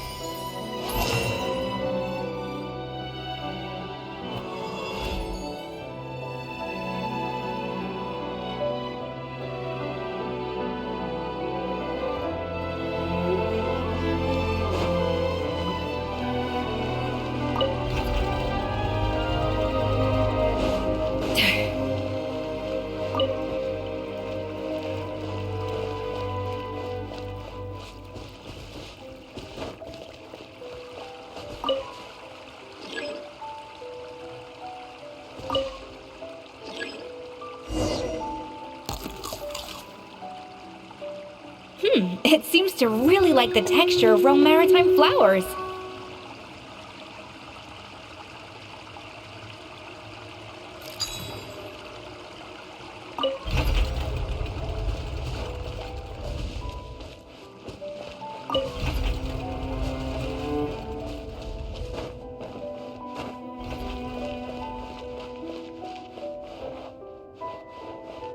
A little amuse-bouche! Cha!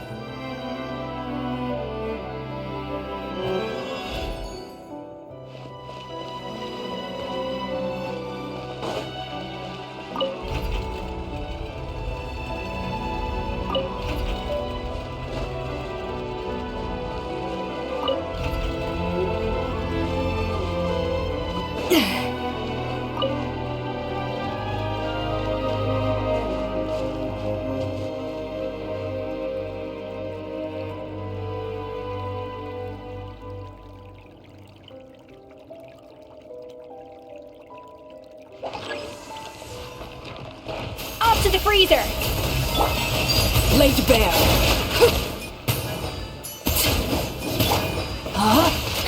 Body and mind. Let me weave you a verse.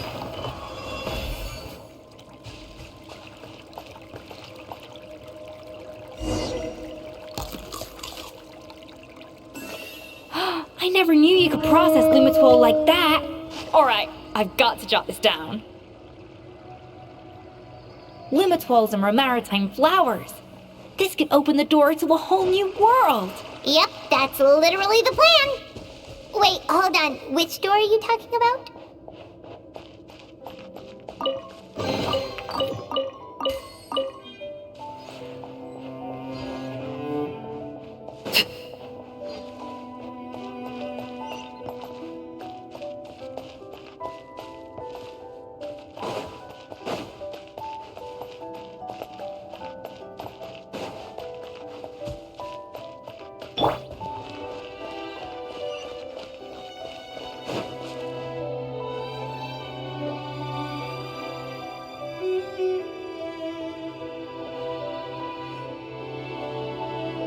That's strange. These don't look Romorian to me. More like last century Fontaine. Adventurers from last century Fontaine, huh? Oh, Modeste and Savelli, do you think they camped here? By the looks of it, this was a one-person camp. They adventured together, but maybe one of them came back alone at a later date. Huh, you really think so? Trust our adventurers' instincts. We're pros at this stuff, just like you're a pro in the kitchen. Okay, well, the Traveler has more adventuring experience overall, but Paimon's definitely a pro rummager from all those treasure chests. Darn it! Paimon was just about to show off her rummaging skills! Huh, no kidding. Are all adventurers so obsessed with journaling? I mean, I guess I take a lot of notes when I'm cooking as well, but I thought that was just me. Anyway, let's find out who was here.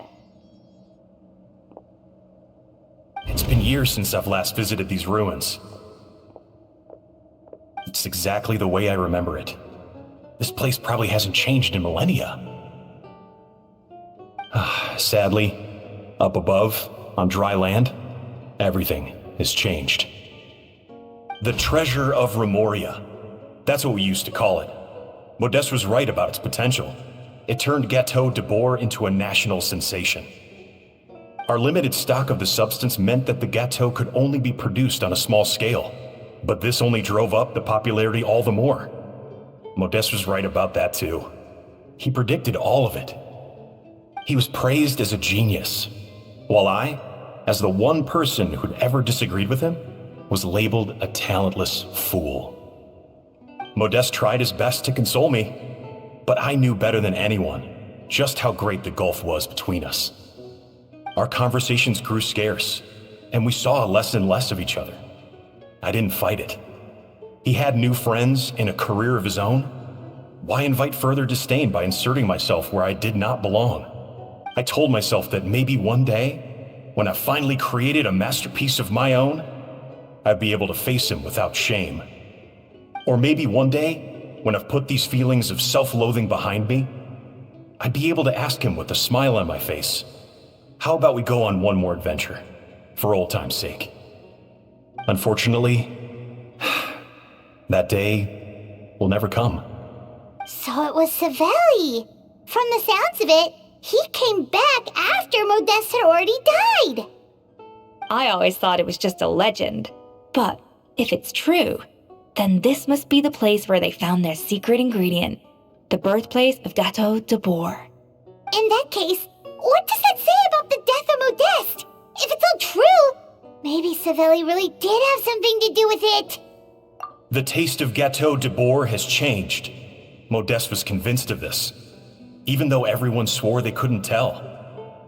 Being the perfectionist that he was, he refused to accept even the slightest flaw in his work. He stopped all sales of the product, locked himself away in the kitchen, and worked day and night, vowing to find out where he had gone wrong. But as he baked and taste tested over and over again, he found he only strayed further and further from the original taste. It was only when he was sipping on coffee one day and realized he could not taste the bitterness that the truth finally dawned on him. What had changed was not the gâteau, but his sense of taste. The treasure of Remoria stimulates the senses, taste included, and invigorates the spirit. In the short term, it offers people the ultimate gourmet experience, but in the long term, it dulls their senses entirely. In hindsight, it made perfect sense. After all, why would a culture that sought liberation from the constraints of their bodies care for the loss of their senses? But we realized it too late. We were just too late. Over the course of his many culinary experiments, Modeste exhausted the remaining supply of the treasure of Remoria. He consumed it all himself. The finest culinary talent of his generation now faced a future in which he would never be able to taste anything ever again. Finally, in despair, he took his own life.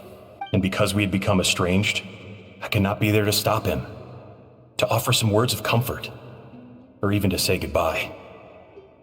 Yet despite everything, he sent me his final letter. The treasure of Remoria? Guess Monica was really onto something. It really was a kind of drug. So, Modeste chose to end his own life. Then, why all the rumors that Savelli murdered him? Also, neither the Codex nor any other contemporary records make any mention of the treasure of Remoria. It's almost as if someone deliberately erased it from history. Modeste told me everything in his final letter. His was a tale of how even a genius could fail, and how much more devastating it is when it happens.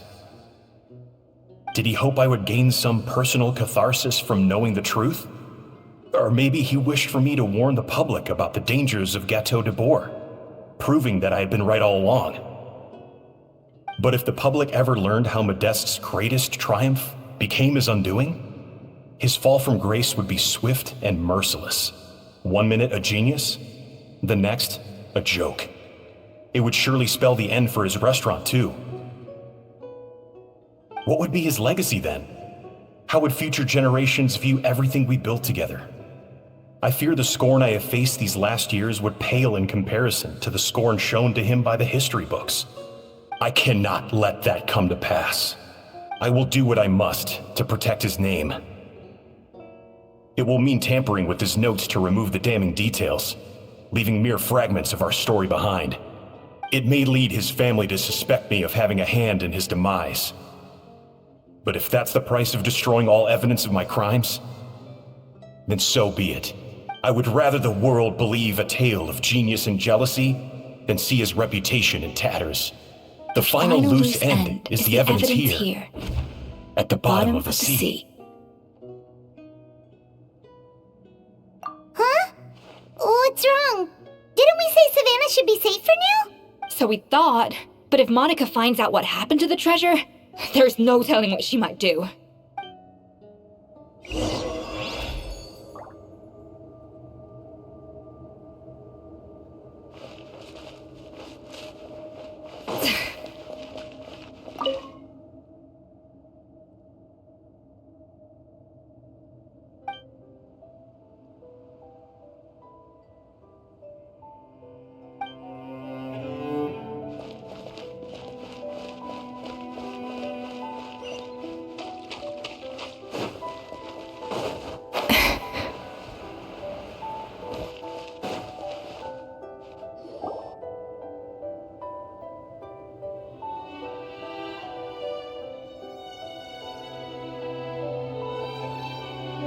The treasure of Remoria. I have found you at last.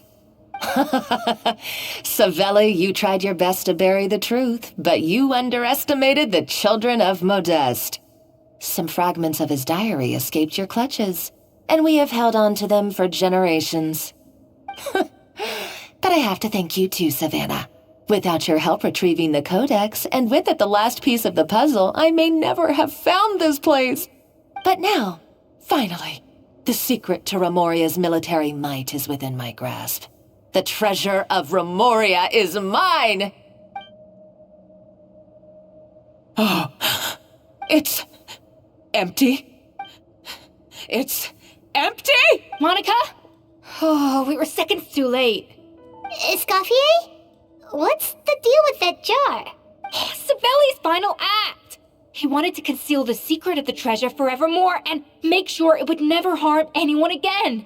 So he came here after his friend's death and destroyed every last shred that remained.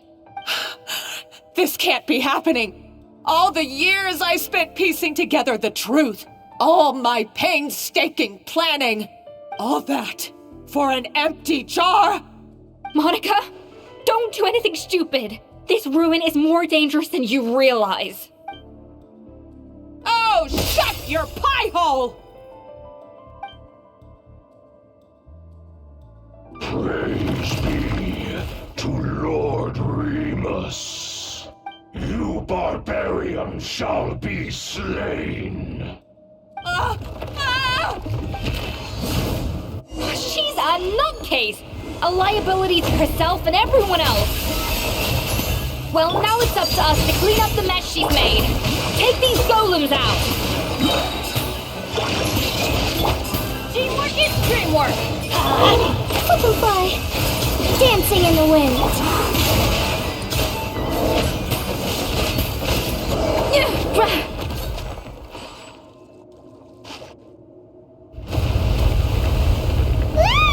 Why is this place still shaking? Either way, it's all her fault. Enough chit-chat. Let's get out of here, Traveler Escoffier, come on! Okay, I'm coming. Huh?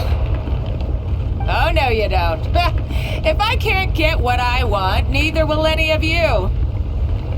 I've got nothing to show for my life's work so far. But if I can take another so-called genius down with me in my final moment, then it was all worth it. You're a psycho!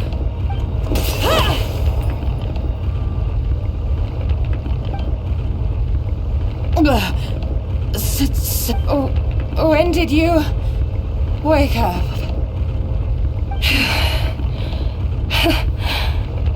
I may be a lousy chef, but it looks like I'm not a complete waste of space. Traveler? Okay, let's go!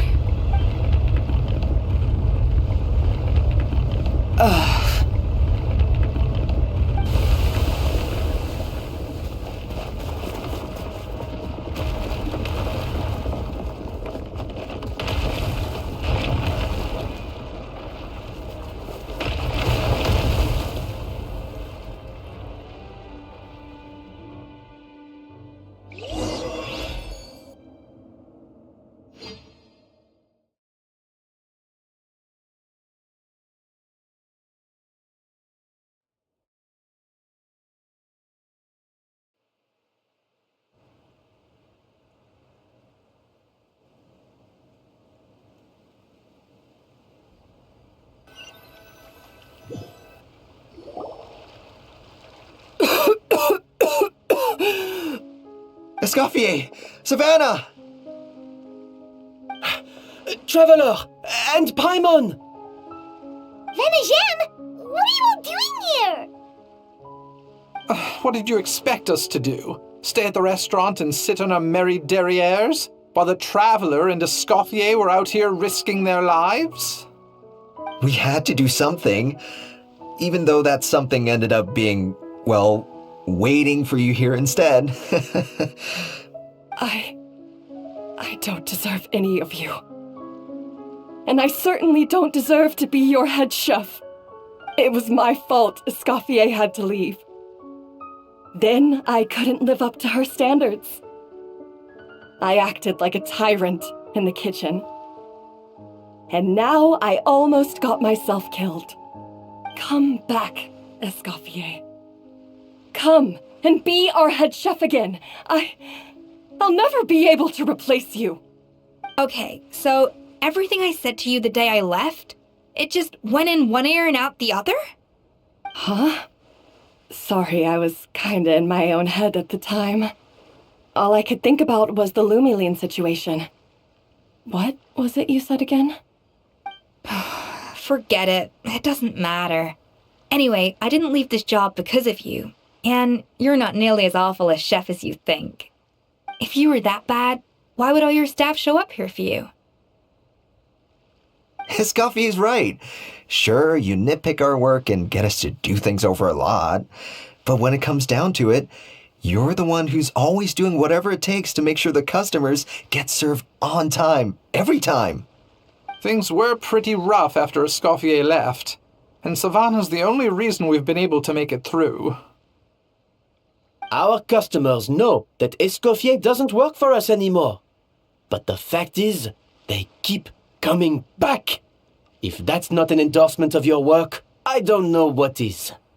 At the end of the day, we're all human, and we all make mistakes. All we can do is recognize where we get it wrong and do our best to improve. That's all that's humanly possible.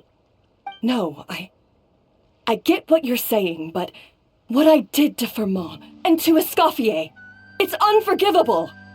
Well, about that, there's someone else here to see you, Chef. It's been a while, Chef Savannah. Firmin? I'm so sorry. I put far too much pressure on you, and the way I stubbornly refused to go and see you after you fell ill. There's no excuse, but I'm too late, aren't I? The damage is done. I heard that you can't even hold a kitchen knife anymore. Actually, I think I'm going to be just fine. Huh? We thought Firmin's problem was purely psychological in nature. But after the threat letter came to light, it got Firmin thinking. And then he remembered the tea that Monica used to give him every night. And as it turns out, she was lacing it with Lumaline the whole time. No way! Doesn't that cause nerve damage? It can. High doses pose a risk of serious nervous and sensory complications. But if you calculate the dosage carefully, you can control the extent of its effects. A small dose might simply make a person more emotional, whether that means more fragile or more hot-tempered. No wonder it seemed like you'd lost your edge. I asked my friends at the Fontaine Research Institute about it. They said that with the low dose I was taking, the risks are pretty small. They also fixed me up with some meds and said I should recover in no time.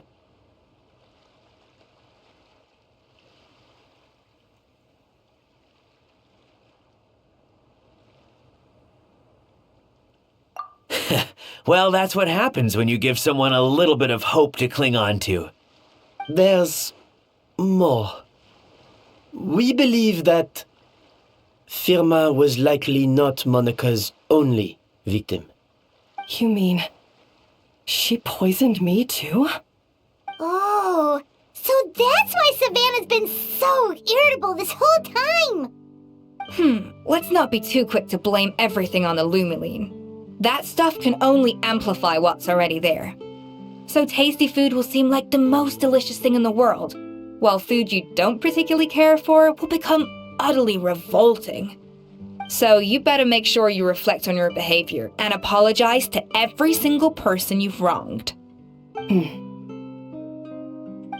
I will. I'm sorry. There's still one question that's really bugging me.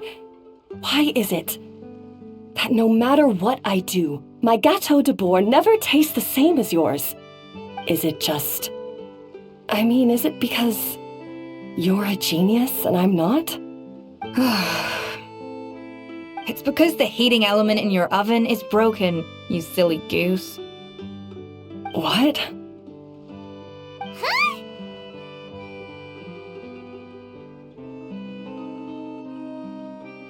I felt like something was off during the cooking contest. Once I got around to checking all the equipment, I noticed it right away. There was a half-degree discrepancy between the temperature setting and the actual temperature. All the ovens in the whole kitchen had the same problem, which confused me at the time, but by this point, it's pretty obvious that Monica must have tampered with them. I would have figured it out the day of the bake-off, since the issue affected both our teams. But of course, Monica sabotaged mine so that could never happen. No.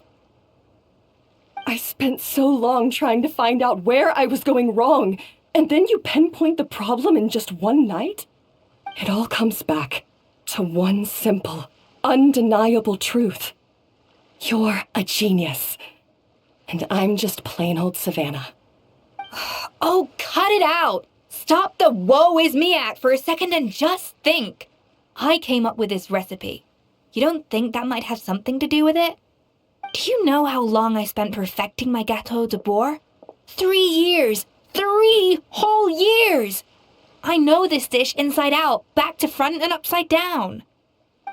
And you've been head chef now for what, 6 months? If that? A couple hundred failed attempts, and you're gonna throw in the kitchen towel and declare you'll never be successful because you're not a genius. You clearly have no idea how many kitchen failures I've had under my belt, or just how long it took me to finally get my recipe to a level I was satisfied with.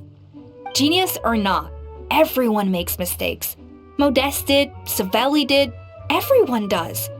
You're only a lousy chef if you don't face up to your mistakes, learn from them, and then keep chipping away until you crack the problem once and for all. Surely you haven't forgotten all that. You were no lousy chef back when I handed you the reins. I haven't forgotten. And I'll make sure I never do. That's our head chef. Ha ha! Sounds like we won't need another changing of the guard in the Hotel de Bord kitchen anytime soon. Huzzah! Ah, what a perfect ending to a crazy journey. Look how happy everyone is. So you got your mojo back now? Yeah. Thanks to you, Escoffier. In fact, no. Thanks to all of you. Ah, friends again. So nice to see them finally settle their beef. Good. So now that's out of the way. It's time for payback. You cheated in our last bake-off, and I demand a rematch right now. Huh?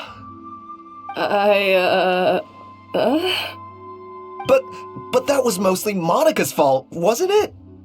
Right. And also, does it have to be right now? Savannah's only just got her mojo back, and you barely escaped from a death trap. No excuses. This is a cooking contest between 2 top chefs, and nothing will stand in its way. So grab your spatula and get ready, because this rematch is happening today, right now, this instant. Hey, so, this whole time you were salty about losing?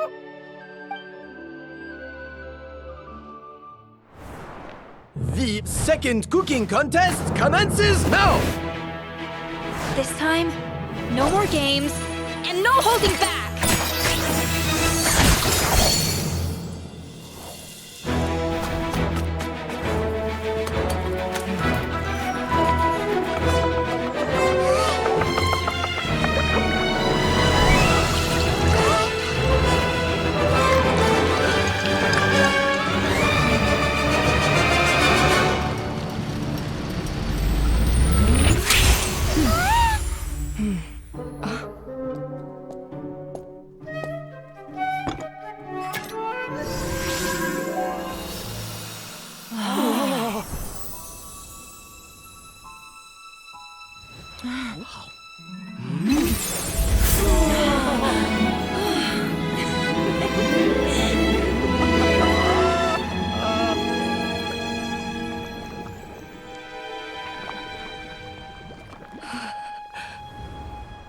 I feel like I don't have the right to be here. Hey, what are you so afraid of? You can't unbake it now. And if you don't serve it, then good or bad, you'll never find out how to improve. If you're too scared to fail, you'll never know what real success tastes like. So? Embrace your failure. Taste it. Digest it. That's the way to success. I don't know. Sounds like it's easier said than done. I'll do it.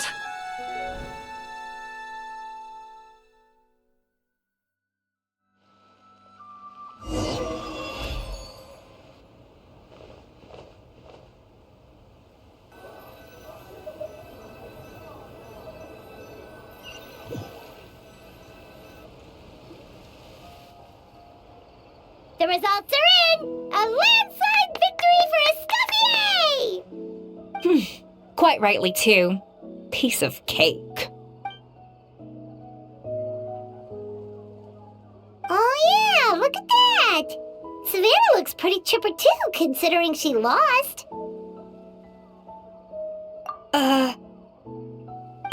Now, where were we? Yes. Do you have any more questions for me after everything that's happened? I thought Navia would have filled you in. And actually, I said all this to Savannah before I left. Although, as we saw, I don't think any of it sank in. I had 2 reasons for leaving. One was the food safety incident, of course, but the other was that the Hotel de Boer had reached a point where it didn't need me anymore. So I decided to step down and look for new opportunities to improve myself. Improve how? Well, a while back, I got to know a fellow chef from Liyue, and in her, I saw so many new possibilities. She has that same adventurous spirit that Modeste and Sibeli had in their youth. Slime mucus, lizard tails. With her, nothing's off the table. There's a whole world of new flavors out there waiting to be explored, hiding away in ingredients we overlook.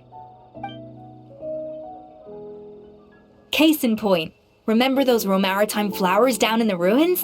I used them in the cooking contest just now. Did you taste the difference? What? Paimon didn't notice at all. Half of the art of cooking is dissecting the recipes of previous chefs and figuring out the exact constellation of elements that gave their work its signature taste.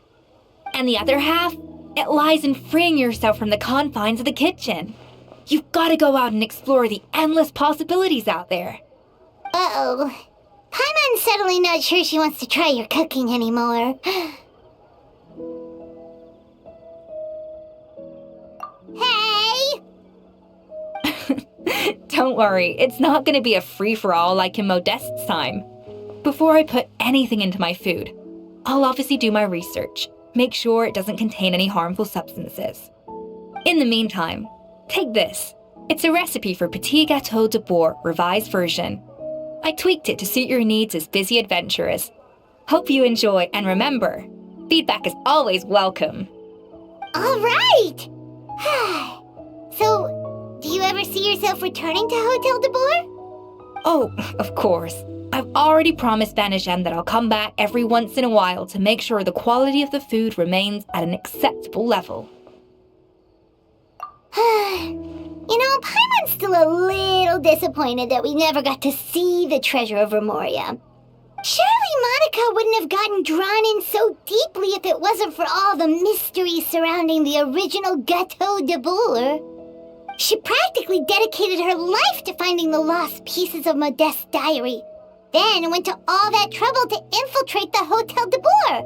And in the end, it was all for nothing. Since you mentioned the treasure, between Modeste's writings and what we saw in those ruins, I think I may have figured out the truth.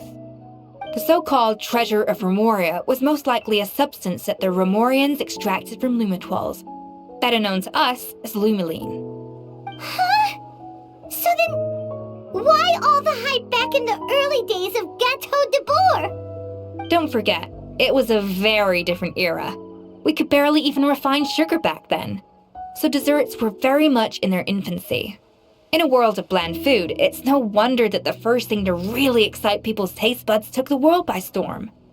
And as for the lumiline, it may well have been somewhat valuable in ancient times. But these days, it's just another drug from the Fontaine Research Institute. Even if Sibeli hadn't destroyed it all, I doubt it would be worth that much these days. So after all that, there was nothing in those ruins but worthless junk. Feels strange to say it, but Paimon almost feels sorry for Monica. She sacrificed it all only to get nothing in return.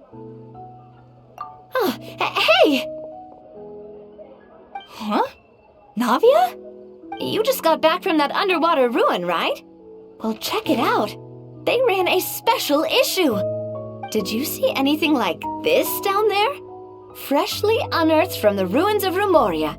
A magnificent jar thought to be over 1,000 years old. Experts say it has immense artistic and historical value. It could be worth an absolute fortune. Wait! Isn't that the jar they used to hold the treasure? If only it was still in one piece. Some butterfingers must have dropped it or something. Ugh, it's such a shame.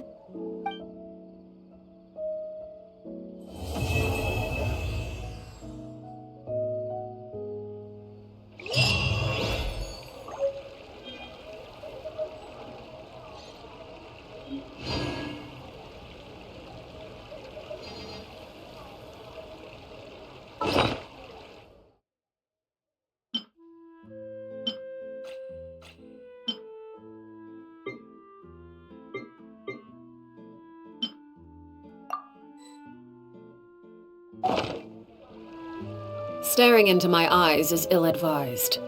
I can't promise you'll like what you see.